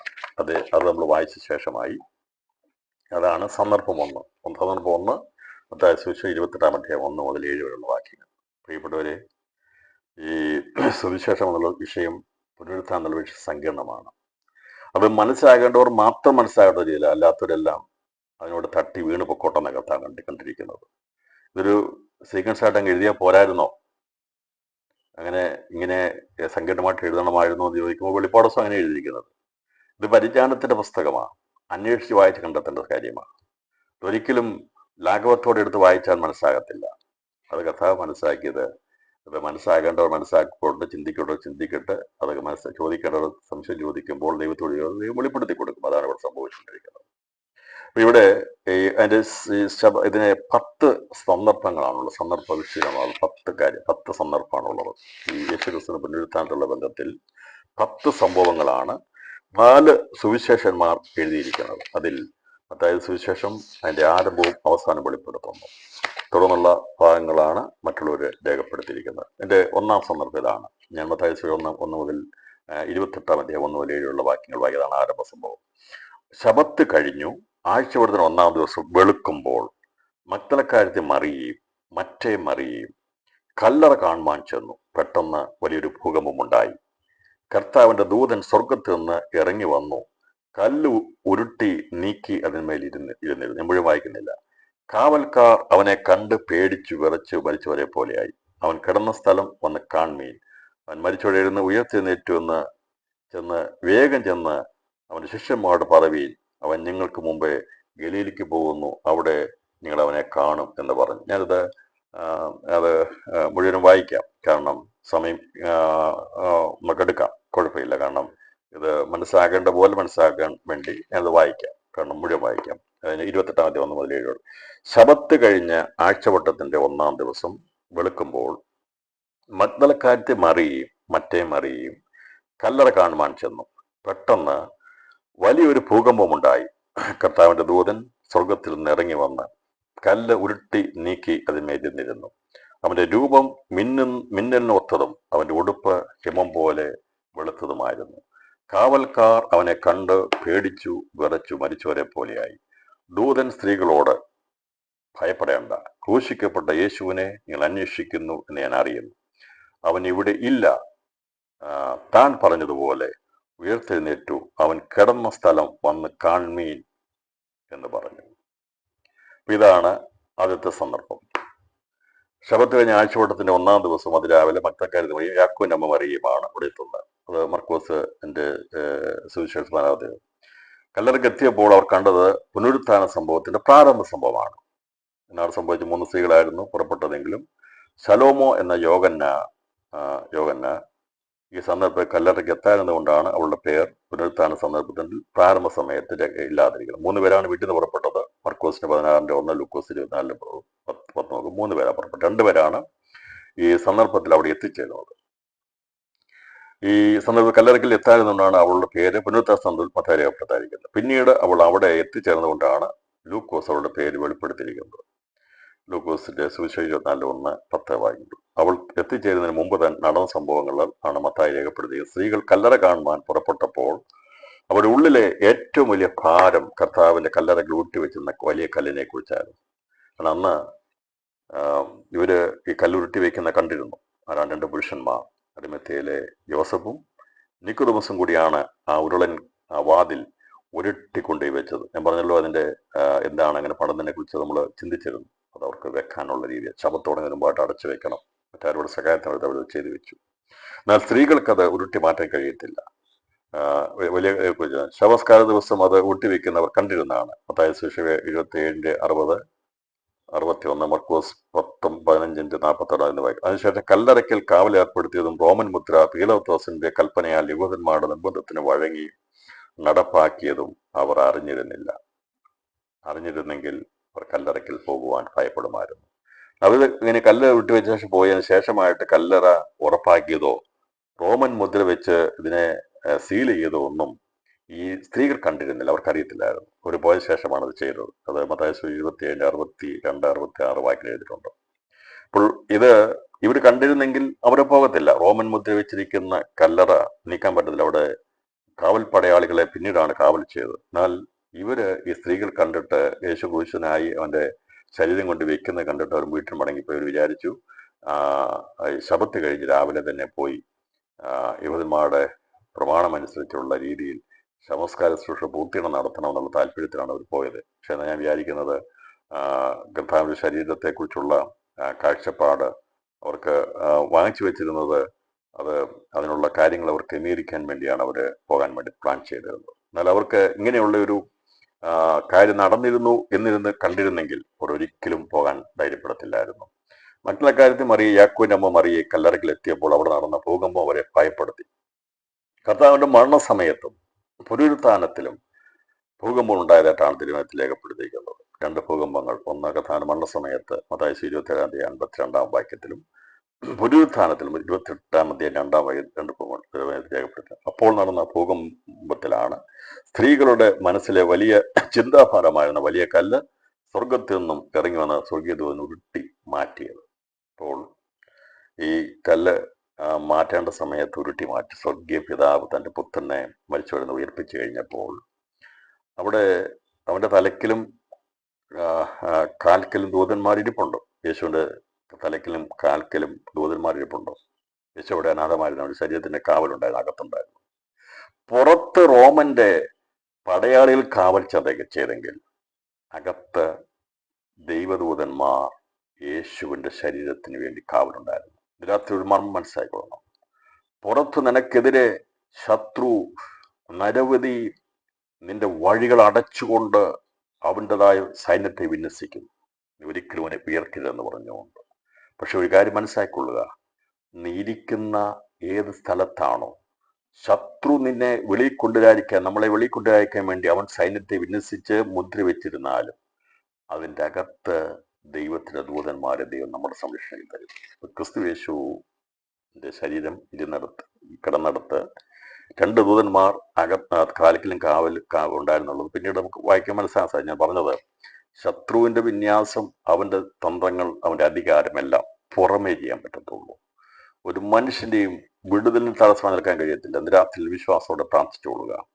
നമ്മെ പുറമെ പൂട്ടുന്ന ഒരുപാട് കാര്യങ്ങൾ കാണും, എന്നാൽ അകത്ത് വിടിവിക്കുവാൻ വേണ്ടി ദൈവപ്രവർത്തി. ഈ ഒരു ദൂതൻ ഇവര് പൂട്ടിവെച്ചിരുന്ന കല്ലറയെല്ലാം തുറക്കാൻ വേണ്ടി ഒരാൾ മുകളും താഴെ ദൂതൻ വന്നിട്ടാണ് ഈ കല്ലറ ഭൂകമ്പം ഉണ്ടായപ്പോൾ ദൂതൻ അവിടെ പ്രത്യക്ഷപ്പെട്ടു. ആ കല്ല് ഉരുട്ടി മാറ്റി. അവിടെ മനസ്സിലെ വേദനയായിരുന്നു ആരും നമുക്ക് വേണ്ടി ഉരുട്ടി മാറ്റുന്നതായിരുന്നു. അതാണ് അവർ ചിന്തിച്ചുകൊണ്ടിരുന്നത്. നമുക്ക് വേണ്ടി ആരാണ് ഈ കല്ല് ഉരുട്ടി മാറ്റുന്നുള്ള ചിന്തയോടുകൂടിയാണ് അവർ ആയിരുന്നത്. എന്നാൽ അവരുടെ ചിന്ത അവിടെ ചെല്ലുന്നതിന് മുമ്പായി കർത്താൻ ദൂതൻ മറ്റേ ഇരുന്ന് പെട്ടെന്ന് ദൂതൻ സ്വർഗത്തിൽ നിന്ന് ഇറങ്ങി വന്നൊരു കല്ലുരുട്ടി നീക്കി അതിന്മേൽ നിന്നു. അവന്റെ രൂപം മിന്നലിനൊത്തതും അവന്റെ ഉടുപ്പ് ഹിമം പോലെ വെളുത്തതുമായിരുന്നു. കാവൽക്കാർ അവനെ കണ്ട് പേടിച്ച് വിറച്ച് മരിച്ചവരെ പോലെ ആയി. ദൂതൻ സ്ത്രീകളോട് ഭയപ്പെടേണ്ട, ക്രൂശിക്കപ്പെട്ട യേശുവിനെ നിങ്ങൾ അന്വേഷിക്കുന്നുവെന്ന് ഞാൻ അറിയുന്നു. അവൻ ഇവിടെയില്ല. താൻ പറഞ്ഞതുപോലെ ഉയർത്തിനേറ്റു. അവൻ കിടന്ന സ്ഥലം വന്ന് കാണുമീ എന്ന് പറഞ്ഞു. ഇവര് സ്ഥലം കാണാനൊന്നും നിന്നില്ല. അവരവിടെ നിന്ന് അറിഞ്ഞപ്പോൾ തന്നെ ഭയജഗതരായിട്ട് അവിടുന്ന് ഓടുകയാണ് ചെയ്തത്. അപ്പോൾ ഒന്നാം ഭാഗം അതാണ്. ശവത്തിന് അതിനുശേഷമായി കല്ലറയ്ക്കൽ കാവലേർപ്പെടുകയോ അവര് മറ്റൊരു കാര്യത്തിൽ മറിയ യാക്കോന് അമ്മ മറിയ കല്ലറയ്ക്ക് എത്തിയപ്പോൾ അവിടെയാണ് ഇത് സംഭവം നടന്നത്. നടന്ന് പോകുമ്പോഴത്തെ സ്ത്രീകളുടെ മനസ്സിലെ വലിയ ചിന്താഭാരമായ വലിയ കാലം സ്വർഗത്തിൽ നിന്ന് ഇറങ്ങുന്ന ദൂതൻ വിട്ടുമാറ്റിയത്. അതിനുശേഷം ദൂതന്മാർ അതിന്മേൽ ഇരിക്കുകയായിരുന്നു. ദൂതൻ അതിൽ ഇരിക്കുകയായിരുന്നു. മിന്നലിന് ഒത്ത ദൂതനെ കണ്ടതോടെ ശക്തമായ റോമൻ പടയാളികൾ നിലമരിയായിപ്പോയി. അവര് ബോധം കെട്ട നിലമരിയായിപ്പോയി. അവർ മരിച്ചവരെ പോലെ ആയിത്തീർന്നു. 28 അധ്യായം 4 വാക്യം. അവര് റോമൻ സൈന്യം കരുത്തന്മാരാ. അവര് മരിച്ചവരെ പോലെ കിടക്കുകയോ ഒന്നും അറിയുന്നില്ല. എന്നാൽ യേശുവിനെ ക്രൂശിക്കേണ്ട സമയത്ത് റോമൻ പടയാളികൾക്ക് കുഴപ്പമൊന്നും ഉണ്ടായില്ലല്ലോ, അല്ലേ? കാരണം അത് അവൻ അനുഭവിക്കേണ്ടതായിരുന്നു. ചില സന്ദർഭത്തിൽ നാം അനുഭവിക്കേണ്ട സമയത്ത് ഒരു ദൂതനും വരത്തില്ല, ഒരു വിടുതലും ഉണ്ടാകാത്ത അനുഭവിച്ചേ പറ്റുള്ളൂ. എന്നാൽ നമ്മെ വിടുവിക്കേണ്ട സമയത്ത് ദൈവം സ്വർഗം സജീവമാകും, ദൈവത്തിന്റെ പ്രവൃത്തി ഉണ്ടാകും. അപ്പൊ യേശുവിനെ ക്രൂശിച്ച സമയത്ത് അടിച്ച സമയത്ത്, അവനെ കാൽവറിയിൽ ക്രൂശിച്ച സമയത്ത്, അവനെ നിന്ദിച്ച സമയത്തൊന്നും സ്വർഗം മൗനമായിരുന്നു, ഒന്നും ചെയ്തില്ല, ഒന്നും അനങ്ങിയില്ല. ആരും സഹായിക്കാൻ വന്നില്ല, ഒരു സഹായം കിട്ടിയില്ല. അതുകൊണ്ട് പ്രാർത്ഥനയ്ക്ക് മറുപടിയില്ല, സഹായം കിട്ടിയില്ല എന്ന് ഭാരപ്പെടും. നമ്മൾ അനുഭവിക്കേണ്ട ഒരു ഘട്ടമുണ്ട്, അത് അനുഭവിച്ചാൽ മതിയാകുള്ളൂ. എന്നാൽ സ്വർഗം സജീവമായി വിടിവിക്കുന്ന സമയത്തെല്ലാം അനുകൂലമായി തീരും. ഇവിടെ എല്ലാം അനുകൂലമായി തീരുകയാണ്.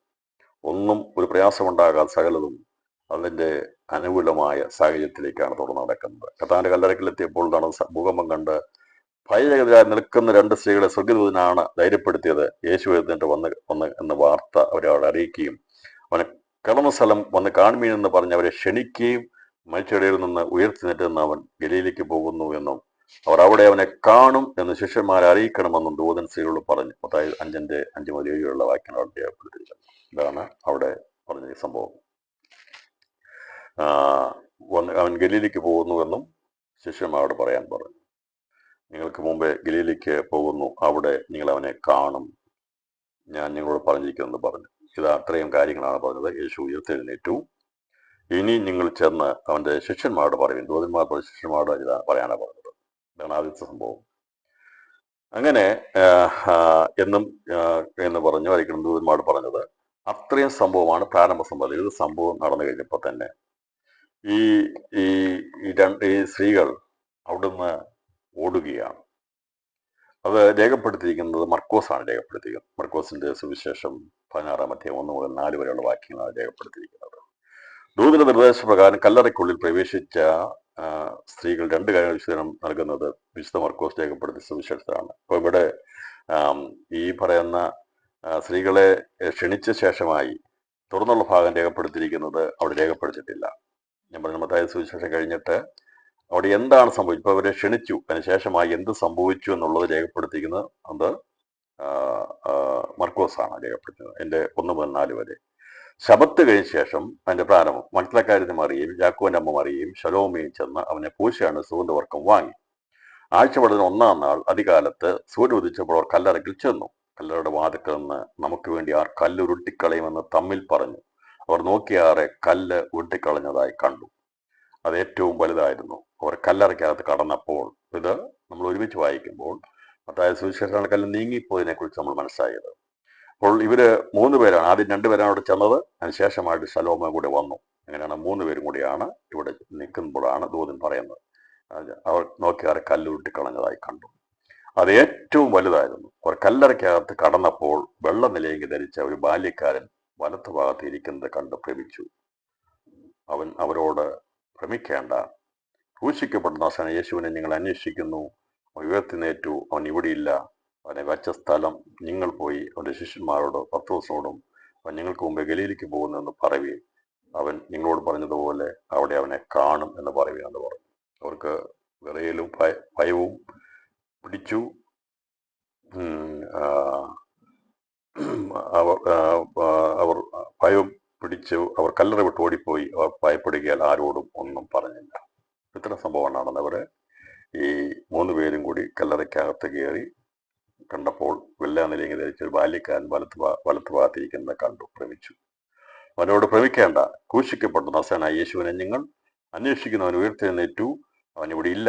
അവനെ വെച്ച സ്ഥലം ഇതാ. നിങ്ങൾ പോയി അവന്റെ ശിഷ്യന്മാരോടും പത്രോസിനോടും അവൻ നിങ്ങൾ പോകുമ്പോൾ. 1-ാം സംഭവം കല്ല് വിട്ട് നീക്കിയ കാര്യം. രണ്ടാമത്തെ കാര്യം, ഈ ദൂതൻ ക്ഷണിച്ചു. പക്ഷേ അവര് അകത്ത് കടന്നു നോക്കുമ്പോൾ ഈ വലത്ത് ഭാഗത്തിരിക്കുന്ന ഒരു ദൂതനാണ് പറഞ്ഞത്, നിങ്ങൾ പോയി ശിഷ്യന്മാരെ അറിയിക്കാൻ വേണ്ടി പറഞ്ഞു വിടുന്ന രണ്ടാമത്തെ സന്ദർഭം. അതാണ് രണ്ടാമത്തെ ഭാഗം. അവര് നോക്കിയപ്പോൾ അത് ഏറ്റവും വലുതായിരുന്നു എന്നാണ് 1 മുതൽ 4 വാക്യങ്ങൾ. കല്ലറയ്ക്കുള്ള വലിയ കല്ല് എങ്ങനെ മാറ്റപ്പെട്ടു എന്ന പ്രാരംഭ സംഭവത്താണ് വിശദമായി എഴുതിയ സുവിശേഷത്തിൽ പ്രാധാന്യം കൊടുത്തിരിക്കുന്നത്. അതേക്കുറിച്ചാണ് നാം 1-ാം സന്ദർഭത്തിൽ ചിന്തിച്ചത്.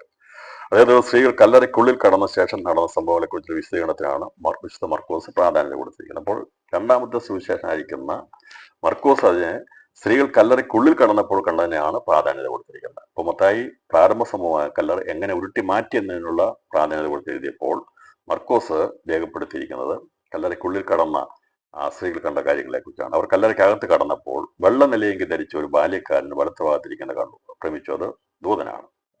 അവൻ അവരോട്, ഭ്രമിക്കേണ്ട, ക്രൂശിക്കപ്പെട്ട നസറേയനായ യേശുവിനെ നിങ്ങൾ അന്വേഷിക്കുന്നു. അവൻ ഉയർത്തെഴുന്നേറ്റു, അവൻ ഇവിടെ ഇല്ല. അവനെ വെച്ച സ്ഥലം ഇതാ. നിങ്ങൾ പോയി അവന്റെ ശിഷ്യന്മാരോട് പത്രോസിനോടും അവൻ നിങ്ങൾക്ക് മുമ്പേ ഗലീലയ്ക്ക് പോകുന്നെന്ന് പറവീൻ, അവിടെ അവനെ കാണുമെന്ന് പറഞ്ഞു. കല്ലറയ്ക്കകത്ത് പ്രവേശിച്ച സ്ത്രീകൾ യേശുവിനെ വെച്ച സ്ഥലം ഇതാ എന്ന് പറഞ്ഞ് ചൂണ്ടിക്കാണിക്കുകയാണ് കല്ലറയ്ക്കുള്ള രണ്ടാമത്തെ ദൂതൻ ചെയ്തത്. ശിഷ്യന്മാരുടെ ഗലീലയ്ക്ക് പോകുവാൻ പറയണമെന്ന് ഒന്നാമത്തെ ദൂതൻ പറഞ്ഞ അതേ കാര്യം തന്നെയാണ് രണ്ടാമത്തെ ദൂതനും സ്ത്രീകളോട് ആവശ്യപ്പെട്ടത്. അപ്പോൾ അവനിവിടെ ഇല്ല, ശിഷ്യന്മാർ വേണമെന്ന് പറഞ്ഞാലും വെളിയെന്ന ദൂതൻ പറഞ്ഞു, രണ്ടാമത്തെ ദൂതൻ പറഞ്ഞു. അതാണ് മർക്കോസ് സുവിശേഷം 16-ാം അധ്യായം 7-ും മത്തായി സുവിശേഷം 28-ാം അധ്യായം 7-ാം വാക്യത്തിലും പറഞ്ഞിരിക്കുന്നത്. മൂന്നാമത്തെ സന്ദർഭമാണ് പുനരുത്ഥാന ദിവസം കല്ലുരുട്ടിക്കളഞ്ഞതിന്റെയും സ്ത്രീകൾ കല്ലറയ്ക്കുള്ളിൽ പ്രവേശന വിശദീകരണങ്ങൾ മറ്റു 2 ലേഖകന്മാർ രേഖപ്പെടുത്തിക്കൊണ്ടാണ് അതിന് പ്രാധാന്യം കൊടുക്കാതെ അതിനുശേഷമുള്ള കാര്യങ്ങളിലേക്ക് വിശുദ്ധ ലൂക്കോസ് ശ്രദ്ധ കേന്ദ്രീകരിച്ചിരിക്കുന്നത്. അപ്പോൾ ലൂക്കോസ് എഴുതുന്ന സുവിശേഷത്തില് ബാക്കിയുള്ള ഭാഗത്തിനാണ് പ്രാധാന്യം കൊടുത്തത്. 24-ാം അധ്യായം 1 മുതൽ 2 വരെയുള്ള വാക്യങ്ങൾ. 24-ാം അധ്യായം 1 മുതൽ 2 വരെ. അവർ ഒരുക്കിയ സുഗന്ധവർക്കം എടുത്ത് ആഴ്ചവട്ടത്തിന്റെ 1-ാം ദിവസം അതികാലത്ത് കല്ലറയ്ക്കിലെത്തി. കല്ലറയിൽ നിന്ന് കല്ല് ഉരുട്ടിക്കളഞ്ഞതായി കണ്ടു. അകത്ത് കടന്നാറെ കർത്താവായ യേശുവിന്റെ ശരീരം കണ്ടില്ല. അതിനെക്കുറിച്ച് അവർ ചഞ്ചലിച്ചിരിക്കുമ്പോൾ മിന്നുന്ന വസ്ത്രം ധരിച്ച് 2 പുരുഷന്മാർ അരികെ നിൽക്കുന്നത് കണ്ടു. ഭയപ്പെട്ട് മുഖം കുനിച്ച് നിൽക്കുമ്പോൾ അവരോട്, നിങ്ങൾ ജീവനുള്ളവനെ മരിച്ചവരുടെയിൽ അന്വേഷിക്കുന്നത് എന്ത്? അവൻ ഇവിടെയില്ല, ഉയർത്തെഴുന്നേറ്റിരിക്കുന്നു. മുമ്പേ ഗലീലയിൽ ഇരിക്കുമ്പോൾ തന്നെ അവൻ നിങ്ങളോട് മനുഷ്യപുത്രൻ പാപികളായ മനുഷ്യരുടെ കയ്യിൽ ഏൽപ്പിച്ച് ക്രൂശിക്കുകയും അവൻ 3-ാം നാൾ ഉയർത്തെഴുന്നേൽക്കുകയും വേണമെന്ന് പറഞ്ഞത് ഓർത്തുകൊള്ളുവിൻ എന്ന് പറഞ്ഞു. അവർ അവന്റെ വാക്ക് ഓർത്തു കല്ലറ വിട്ട് മടങ്ങിപ്പോയി പതിരുന്നവർ മുതലായ എല്ലാവരോടും ഇതൊക്കെയും അറിയിച്ചു. അവർ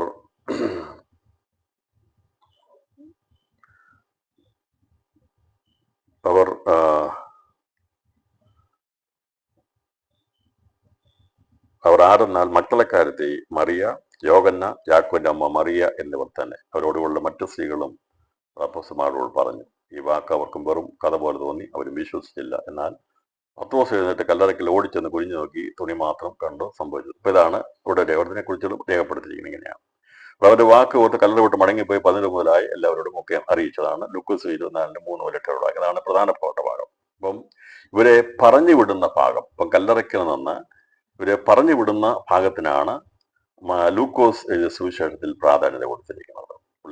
ഇവരെ പറഞ്ഞു അവരോട് അറിയിക്കാൻ വേണ്ടി ഓടിപ്പോകുന്നതാണ് ഇവിടെ പറഞ്ഞിരിക്കുന്നത്. ബാക്കിയുള്ള ഭാഗത്ത് ഞാൻ പറഞ്ഞല്ലോ, കല്ലുരുട്ടി മാറ്റിയതിനെ കുറിച്ചും അതിന് ശേഷമായി കല്ലറയ്ക്കകത്തുള്ള സംഭവത്തെക്കുറിച്ചും മർക്കോസ് രേഖപ്പെടുത്തി.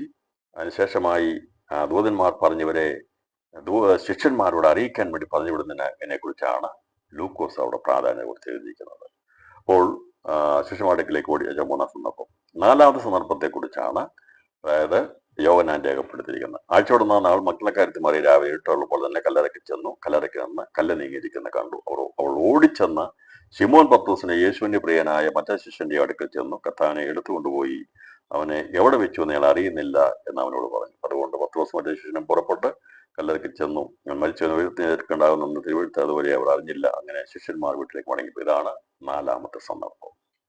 ഇവിടെ ഇത് 4-ാമത്തെ സന്ദർഭമായിട്ട് രേഖപ്പെടുത്തുമ്പോൾ ഇവര് ഓടിപ്പോയി പറയുന്നത്, ആദ്യം ഒരു 3 പേരും കൂടി ഓടിപ്പോകുന്നു. പക്ഷേ ഈ മക്കളക്കാരത്തി മറിയയുടെ സ്പീഡ്, അവള് മറ്റുള്ള 2 പേരിൽ നിന്ന് വ്യത്യസ്തമായിട്ട് വളരെ വേഗത്തിൽ ഓടി. കാരണം അവർക്ക് ആവേശമാണ്, എങ്ങനെയും യേശുവിനെ കാണണം, യേശുവിനെ എവിടെ കൊണ്ടുപോയി എന്നുള്ളവർക്ക്. ഇപ്പൊ ഈ ഉയർത്തെഴുന്നേറ്റ് പറഞ്ഞാൽ അവർക്കത് മനസ്സിലാക്കാൻ പറ്റുന്നത്. അത് നമ്മൾ ഒരു പ്രത്യേക സന്ദർഭത്തിലൂടെ പോകുമ്പോൾ ഒന്നും ഗ്രഹിച്ചെടുക്കാൻ പറ്റത്തില്ല. ഞാൻ പറഞ്ഞല്ലോ, സാധാരണ അസംഭവമായ ഒരു കാര്യങ്ങളെ കുറിച്ച് കാണുമ്പോൾ ബുദ്ധി മണ്ഡലം പ്രവർത്തിക്കത്തില്ല. ഇതാണ് ഇവിടെ സംഭവിച്ചത്.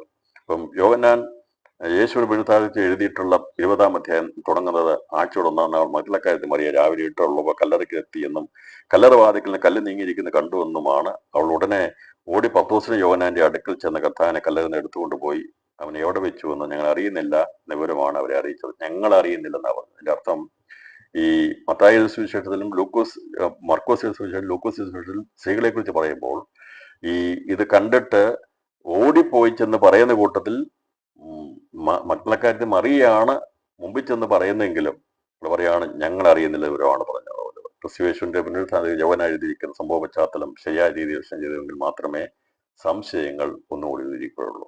അപ്പൊ സുവിശേഷം രചിച്ച മറ്റ് 3 പേർ സ്ത്രീകൾ എന്ന് പ്രസ്താവിച്ച് നിന്ന് വ്യത്യസ്തമായ യോഹന്നാൻ മഗ്ദലക്കാരത്തി മറിയയുടെ പേര് മാത്രം പ്രസ്താവിച്ചിരിക്കുന്നതിന്റെ കാരണം ഗ്രഹിക്കണമെങ്കിൽ അതുവരെ സംഭവിച്ച സംഭവങ്ങളെ ശരിയായ രീതി ഒന്നുകൂടെ നമുക്ക് വിശകലനം ചെയ്യണം.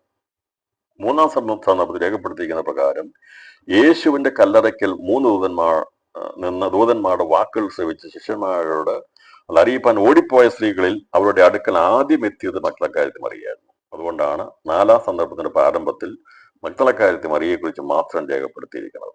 അവൾ യോഹന്നാനോടും പത്രോസിനോടും കർത്താവിനെ കല്ലറയിൽ നിന്നും ആരോ എടുത്തുകൊണ്ട് പോയെന്നും അവന്റെ ശരീരം അവിടെ എവിടെ വെച്ചു എന്ന് ഞങ്ങൾ അറിയുന്നില്ല എന്നുമാണ് പറഞ്ഞത്. അവൾ എനിക്കറിയില്ല എന്ന് അല്ല, ഞങ്ങൾ അറിയുന്നില്ല എന്ന് ബഹുവചനത്തിലാണ് പറഞ്ഞത്. അവൾ ഒറ്റയ്ക്കായിരുന്നില്ല കല്ലറയ്ക്കൽ പോയതെന്നാണ് സംശയകരമായി വ്യക്തമാക്കപ്പെടുന്നത്. ഇത്രയും ഭാഗങ്ങൾ ഇന്ന് രാത്രി ഞാൻ ചിന്തിച്ചത് അവസാനിപ്പിക്കാൻ ശ്രമിക്കുകയാണ്. കാരണം നാളെ ദിനച്ച് ബാക്കി ഭാഗം നമുക്ക് ചിന്തിക്കാം. എല്ലാം കൂടെ ഇപ്പോൾ ഒരുമിച്ച് ചിന്തിച്ചാൽ നമ്മൾ സംസാരിക്കത്തില്ല. അപ്പോൾ അതിനർത്ഥം മറ്റുള്ള കാര്യത്തിൽ മറിയ ആദ്യ ശിഷ്യന്മാരുടെ അടുക്കൽ ഓടിയെത്തുകയും പുനരുത്ഥാന സംഭവങ്ങൾ അവൾ കണ്ടത് മുഴുവൻ പറയാതെ പരിഭ്രമത്തിൽ അവന്റെ ശരീരം കാണുന്നില്ല എന്നും അവനെ ആരോ എടുത്തുകൊണ്ടുപോയി എന്ന് മാത്രമാണ് അവരോട് പറഞ്ഞത്. ആ സമയത്താണ് യാക്കോബിന്റെ അമ്മ മറിയയും ശലോമയും കല്ലറയ്ക്കൽ നിന്ന് അവരുടെ അടുക്കൽ എത്തിച്ചേർന്നത്. തങ്ങളുടെ പ്രിയ ഗുരുവിനെ ശിവസമർത്ഥത്താൽ റോമൻ ഭരാൾ ക്രൂശിച്ചാകുന്നതിലുള്ള വലിയ ദുഃഖവും പേടിയും കത്തശിഷ്യന്മാരെ ഭരിച്ചിരുന്നു. എന്നിട്ടും മറിയയിൽ നിന്നുള്ള വാർത്ത ശ്രമിച്ച പത്രോസും യോഹന്നാനും കല്ലറയ്ക്കലേക്ക് ഓടിയെത്തിയത് യേശുവുള്ള അവരുടെ അത്യന്ത സ്നേഹം ഉണ്ടായിരുന്നു. അവര് ഓടിയെങ്കിലും പത്രോസും യോഹന്നാനും കൂടി ഒരുമിച്ച് ഓടിയെങ്കിലും യോഹന്നാനാണ് ആദ്യം കല്ലറയ്ക്കൽ എത്തിയത്. പിന്നാലെ എത്തി കല്ലറയ്ക്കകത്ത് യേശു സംസ്കാരത്തിന് അടിമത്തിലെ ജോസഫും നിക്കോദമസും ഉപയോഗിച്ച വസ്ത്രങ്ങൾ കേടുപറ്റാതെ ചൂട്ടി വെച്ചിരിക്കുന്നവൻ കണ്ടു. അപ്പോൾ മറ്റേ ശിഷ്യനും അകത്ത് കയറി അത് കണ്ടു വിശ്വസിച്ചു. യേശു ഉയർത്തെഴുന്നേറ്റെന്നുള്ള നല്ല സ്ത്രീകൾ അവരോട് പറഞ്ഞതുപോലെ അവനെ ആരോ എടുത്തുകൊണ്ടുപോയി എന്നാണ് അവർ ഗ്രഹിച്ചത്. ഇതാണ് അതിന്റെ ഈ പശ്ചാത്തലം രേഖപ്പെടുത്തിയിരിക്കുന്നത്. ഇവിടെ ഒന്നാം സന്ദർഭം കല്ല് നീക്കിയതിനെ കുറിച്ച്, 2-ാം സന്ദർഭം അതിന്റെ കല്ലറയ്ക്കുള്ളിൽ പ്രവേശിച്ചതിനെ കുറിച്ച് സ്ത്രീകളെ കുറിച്ച് പറഞ്ഞിരിക്കുന്നു. 3-ാം സന്ദർഭം ഇവര് കല്ലറയ്ക്കുള്ളിൽ നിന്ന് ശിഷ്യന്മാരോട് അറിയിക്കാൻ വേണ്ടി ഓടിപ്പോകുന്നു. ആ സന്ദർഭത്തിൽ മറിയാണ് ആദ്യം ചെന്നതിന് ശേഷമായിട്ട് മറ്റ് ശിഷ്യന്മാരിൽ നിന്ന് മറ്റ് സ്ത്രീകളിൽ നിന്ന് പറഞ്ഞു കഴിയുമ്പോൾ ഇവര് ഈ പത്രോസും യോഹന്നാനും കൂടി ഓടുകയാണ്. എന്നുവെച്ച് ഇരുവരും ഒന്നിച്ചോടി. അവര് പേടിച്ചിരിക്കുകയായിരുന്നു. പക്ഷെ യേശുവിനെ കണ്ടില്ല. യേശുവിന്റെ കല്ലറയ്ക്കൽ എന്തോ സംഭവിച്ചെന്ന് കണ്ടപ്പോൾ അവരുടെ പേടിയെല്ലാം മാറി ഒരു ഓടുകയാണ്. അത് ഭയങ്കര സ്നേഹം കൊണ്ടാണ്. നമുക്കറിയാം, സ്നേഹമുണ്ടെങ്കിൽ ഭയം കാണത്തില്ല, ഓടും. അപ്പൊ നമുക്കറിയാം, രാത്രികളൊക്കെ വെളിയിറങ്ങാത്ത ആൾക്കാർക്ക് ആവശ്യം വന്നാൽ ഓടും. രാത്രി ഞാൻ നോക്കത്തില്ല, അല്ലേ? എങ്ങനെയാ? നമുക്കറിയാം, രാത്രികളൊക്കെ ഇരുട്ട്, ഭയങ്കര ഇരുട്ടാ, പാമ്പുണ്ടോ എന്നൊക്കെ പേടിയാ, ആരും ഇറങ്ങത്തില്ല. അത്യാവശ്യം ഒരാൾക്ക് രോഗമുണ്ടായി, എന്തെങ്കിലും ആവശ്യം വണ്ടി വിളിക്കണം അല്ലെങ്കിൽ ഒരു ഡോക്ടറെ വിളിക്കണം കഴിഞ്ഞാൽ പാമ്പുണ്ടോ എന്ന് ഇരിക്കത്തില്ല, ഓടും എന്ന് പറഞ്ഞതുപോലെയാണ്. എന്ന് പറഞ്ഞാൽ അന്നേരം പേടിയൊന്നും കാണത്തില്ല, അങ്ങനെ ഓടും. അന്നേരം ആ സമയത്ത് പേടിയില്ല. അത് അത്യാവശ്യം ചെയ്തേ പറ്റുള്ളൂ, പേടിയെല്ലാം മാറിപ്പോകും. അപ്പൊ ഇങ്ങനെ പേടിച്ചിരുന്ന ഇവർ രണ്ടുപേരും, യോഹന്നാനും പത്രോസും ശിഷ്യന്മാരെല്ലാം പേടിച്ച് അവര് കഥയടച്ചിരിക്കുക, അവർ പേടിയാ. പക്ഷേ യേശുവിനെ കണ്ടില്ല എന്ന് പറഞ്ഞു കഴിഞ്ഞപ്പോൾ, യേശു അവിടെ ഇല്ല എന്ന് പറഞ്ഞ് കാണാൻ വേണ്ടിയുള്ള ആവേശത്തിൽ അവർ ഓടുന്നതാണ് പറഞ്ഞത്. അതിന്റെ 20-ാം അധ്യായം 3-4. അതുകൊണ്ട് പത്രോസും മറ്റേ ശിഷ്യനും പുറപ്പെട്ടു, കല്ലറയ്ക്കൽ ചെന്നു. ഇരുവരും ഒന്നിച്ചോടി. മറ്റേ ശിഷ്യൻ പത്രോസിനേക്കാൾ വേഗത്തിൽ ഓടി ആദ്യം കല്ലറയ്ക്കലെത്തി. കുനിഞ്ഞു നോക്കി. ഞാൻ പറഞ്ഞല്ലോ, ഓട്ടം മഗ്ദലക്കാരത്തി 3 സ്ത്രീകൾ ഒരുമിച്ച് ഓടിയെങ്കിൽ ആദ്യം ഓടിച്ചെത്തിയത് മറിയായിരുന്നു, മഗ്ദലക്കാരത്തി മറിയായിരുന്നു. ഇവിടെ 2 ശിഷ്യന്മാരോട് ഓടുന്നത്.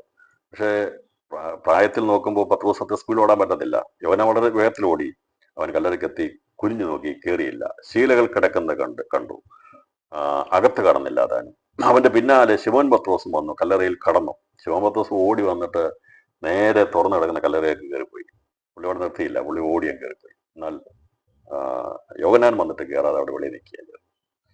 ശീലകൾ കിടക്കുന്ന അവന്റെ തലയിൽ ചുറ്റിയിരുന്ന റൂമാൽ ശീലകളോടെ കിടക്കാതെ വേറിട്ടെടുത്ത് വെച്ച് ഡ്യൂട്ടി കണ്ടു. ആദ്യം കല്ലറക്കിലെത്തിയ മറ്റേ ശിഷ്യനും അപ്പോൾ അകത്ത് ചെന്നു കണ്ടു വിശ്വസിച്ചു. അവൻ മരിച്ചവൻ ഉയർത്തെഴുന്നേൽക്കുന്നതാകുന്നു എന്നുള്ള തിരുവഴുത്ത് അവർ അതുവരെ അറിഞ്ഞില്ല. അങ്ങനെ ശിഷ്യന്മാർ വീട്ടിലേക്ക് മടങ്ങിപ്പോയി. ഇവര് കണ്ടിട്ട് എന്താ സംഭവിച്ചെന്ന് അറിയാതെ അവർ അപ്പോൾ തന്നെ അവർക്ക് സുബോധം ഉണ്ടായി എന്ന് പറഞ്ഞാൽ മാറ്റമുണ്ടായി. ഞങ്ങൾ എവിടെയാ നോക്കി, ഇപ്പോൾ കല്ലറയ്ക്ക് നിൽക്കുക. യോധന്മാരുള്ള പേടി എല്ലാ ഓർത്തും വീണ്ടും ഒരു മടങ്ങി വീട്ടിലേക്ക് ഓടിപ്പോവുകയാണ് ചെയ്തതാണ് നമ്മൾ വായിച്ചതായ ഭാഗത്തിന്റെ 4 സന്ദർഭങ്ങൾ. എന്ന് വെച്ചാൽ 5 സന്ദർഭങ്ങൾ നാളെ നമുക്ക് ചിന്തിക്കാം. ഇന്ന് രാത്രി കണ്ടടയ്ക്കാം, പ്രാർത്ഥിക്കാം. ഈ സുവിശേഷത്തിൽ പുനരുത്ഥാനം രേഖപ്പെടുത്തിയിരിക്കുന്നതും 3 നാളെന്നുള്ളതും 3 രാവും 3 പകലെന്നുള്ളതും യേശുവിന്റെ പുനരുത്ഥാനവും നാം പഠിക്കുവാൻ ഇന്ന് രാത്രി കഥ നമ്മെ സഹായിച്ചല്ലോ. അതിന്റെ ഏകദേശം ഒരു ഭാഗത്തേക്ക് എത്തി. ഇപ്പൊ 3 നാളെന്നുള്ളത് അത് ഒരുക്കനാളും ശബത്ത് നാളും 1-ാം നാളുമാണ്. 3 രാവും 3 പകലും എന്നുള്ളത് യേശുവിനുള്ള ബന്ധത്തിൽ യേശുവിന്റെ ശരീരം കല്ലറയ്ക്കുള്ളിരുന്നത് 2 രാവും 1 പകലുമായിരുന്നു. അത് ഭൂമിയുള്ള ബന്ധത്തിൽ 3 രാവും 3 പകലുമായി മാറുന്നു. മറ്റുള്ള സ്ഥലങ്ങളുള്ള ബന്ധത്തിൽ 3 രാവും 3 പകലുമായി മാറുന്നു. യേശുവിന്റെ മരണ പുനരുത്ഥാനം എന്നുള്ളത് സങ്കീർണമായി രേഖപ്പെടുത്തിയിരിക്കുന്നു. അതിന്റെ പ്രാരംഭ സംഭവം രേഖപ്പെടുത്തിയിരിക്കുന്നത് മത്തായിയാണ് എഴുതിയത്. എങ്ങനെയാണ് ആ ഭാരമുള്ള കല്ല് ഉരുട്ടി മാറ്റുന്നത്, സ്ത്രീകൾ ഭയപ്പെട്ടിരുന്ന കല്ല് ഉരുട്ടി മാറ്റുന്നതിന്റെ സന്ദർഭം ഭൂകമ്പമുണ്ടായതിനെ കുറിച്ച് മത്തായി രേഖപ്പെടുത്തി. മർക്കോസ് രേഖപ്പെടുത്തിയിരിക്കുന്നത് അവിടുത്തെ ഓടിയെത്തുന്ന അവിടെ കല്ലറയ്ക്കെത്തിയ സ്ത്രീകളെ കല്ലറ കാണുവാനായിട്ട് ദൂതൻ അവരെ ക്ഷണിച്ച് കൊണ്ടുപോകുന്നതാണ്. ലൂക്കോസ് അതിൻ്റെ അകത്ത് കടക്കുന്ന സ്ത്രീകളോട് ദൂതന്മാർ സംസാരിക്കുന്നതും ശിഷ്യന്മാരോട് അറിയിക്കാനായിട്ട് അവരെ പറഞ്ഞയക്കുന്നതുമാണ്. അങ്ങനെ കല്ലറയ്ക്കിൽ നിന്ന് പുനരുത്ഥാനം പ്രാപിച്ച് കല്ലറയ്ക്കിൽ നിന്ന് വന്ന 3 സ്ത്രീകളും ഒരുമിച്ച് ഓടുമ്പോൾ പ്രാരംഭത്തിൽ ശിഷ്യന്മാരായിരിക്കുന്ന പത്രോസും യോഹന്നാനും ഇരിക്കുന്ന അല്ലെങ്കിൽ ശിഷ്യന്മാരിരിക്കുന്ന സ്ഥലത്തേക്ക് ഓടിയെത്തിയത്, അവരിയ്ക്കുന്ന സ്ഥലത്തേക്ക് ഓടിയെത്തിയത് മക്കളെ കാര്യത്തിൽ മറിയ ആ കാര്യം അവരോട് പറഞ്ഞു. അത് കേട്ടിട്ട് ഉടൻ തന്നെ അവരോടുമ്പോൾ മറ്റ് സ്ത്രീകളും അവരും വരുവാനിടയായിരുന്നു. ഇത് കേട്ട ഉടനെ പത്രോസും യോഹന്നാനും യേശുവിന്റെ കല്ലറയ്ക്കിലേക്ക് ഓടി. യോഹന്നാൻ അവിടെ എത്തി. അവൻ കയറിയില്ല. എന്നാൽ പത്രോസ് അതിൻ്റെ അകത്ത് കയറിയപ്പോൾ യേശുവിന്റെ ശവസാരത്തിന് ഉപയോഗിച്ചിരുന്ന വസ്ത്രം ചുട്ടിവെച്ചിരിക്കുന്നത് കണ്ടു. കണ്ടവർക്ക് അത് എന്താണെന്ന് മനസ്സിലായില്ല. സ്ത്രീകൾ പറഞ്ഞതുപോലെ എവിടെയോ ആരോ എടുത്തുകൊണ്ട് പോയി എന്നുള്ള ചിന്ത മാത്രം വിചാരിച്ച് അവർക്ക് ആ സമയത്ത് വീണ്ടും അവര് ഭയചകിതരായി തീർന്നു. അവര് ഭയപ്പെട്ട് വീണ്ടും അവർ തിരിച്ച് വീട്ടിലേക്ക് മടങ്ങിപ്പോവുകയാണ് ചെയ്തത്. ഇത്രയും കാര്യങ്ങളാണ് നാം ഇതുവരെ ചിന്തിച്ചത്. കണ്ണുകളടയ്ക്കാൻ നമുക്ക് പ്രാർത്ഥിക്കാം. ബാക്കിയുള്ള ഭാഗം നമുക്ക് നാളെ ചിന്തിക്കാം. നാളെ ഒരു ക്ലാസ്സോട് തീരത്തില്ലായിരിക്കാമെങ്കിൽ അത് തീരേണ്ട സമയം വരത്തെ നമുക്ക് നടത്താം. ഇന്ന് രാത്രിയിൽ ഈ ക്ലാസ് പ്രയോജനപ്പെട്ടു ഞാൻ വിശ്വസിക്കുന്നു. നിരവധി ചോദ്യങ്ങൾക്ക് ഉത്തരം ലഭിച്ചു ഞാൻ വിശ്വസിക്കുന്നു. ഇനിയും ഞങ്ങൾക്ക് സംശയമുണ്ടെങ്കിൽ ചോദിക്കാനുള്ള സാവകാശമുണ്ട് എന്ന് ഓർപ്പിക്കുന്നു. ദൈവം വെച്ചാൽ പുനരുത്ഥാന സംഭവങ്ങൾ തുടർന്നുള്ള ഭാഗം അടുത്ത ദിവസം ചിന്തിക്കുന്നതായിരിക്കും. ഇത് ദൈവം വെച്ചാൽ എനിക്കത് വീഡിയോഗ്രാഫിയാണ്. ഇത് പറഞ്ഞാലും പഠിപ്പിച്ചാലും മനസ്സിലാകത്തില്ല. നല്ലത് എങ്ങനെയെങ്കിലും ഒന്ന് അനിമേഷൻ രീതിയിലൊക്കെ ഒന്ന് കാണിക്കാമെങ്കിൽ മറ്റുള്ളവർക്ക് മനസ്സിലാകും. നമ്മൾ പഠിപ്പിച്ചാൽ പെട്ടെന്ന് മറന്നുപോകും. ഞാൻ പറയുന്നൊരു പരിമിതിയുണ്ട്. നല്ലത് എങ്ങനെ സംഭവിച്ചെന്നുള്ള സന്ദർഭം നമുക്ക് എൻ്റെ സ്ക്രിപ്റ്റ് ഉള്ളത് കൊണ്ട് നമുക്കിപ്പോൾ ഇന്നത്തെ ആധുനിക മാധ്യമങ്ങളിലൂടെ അതിനെ നമുക്ക് വേണമെങ്കിൽ അതിനെ സ്ക്രിപ്റ്റ് നമുക്ക് വേണമെങ്കിൽ അത് ഉണ്ടാക്കിയെടുക്കാൻ സാധിക്കും. അങ്ങനെയാണെങ്കിൽ അത് മറ്റുള്ളവർക്ക് വേഗത്തിൽ മനസ്സിലാക്കാൻ സാധിക്കുമെന്ന് ഞാൻ വിശ്വസിക്കുന്നു, പ്രാർത്ഥിക്കുക. കർത്താവെന്ന് വെച്ചാൽ അത് ചെയ്യാനുള്ള കൃപ ദൈവം നമുക്ക് നൽകട്ടെ.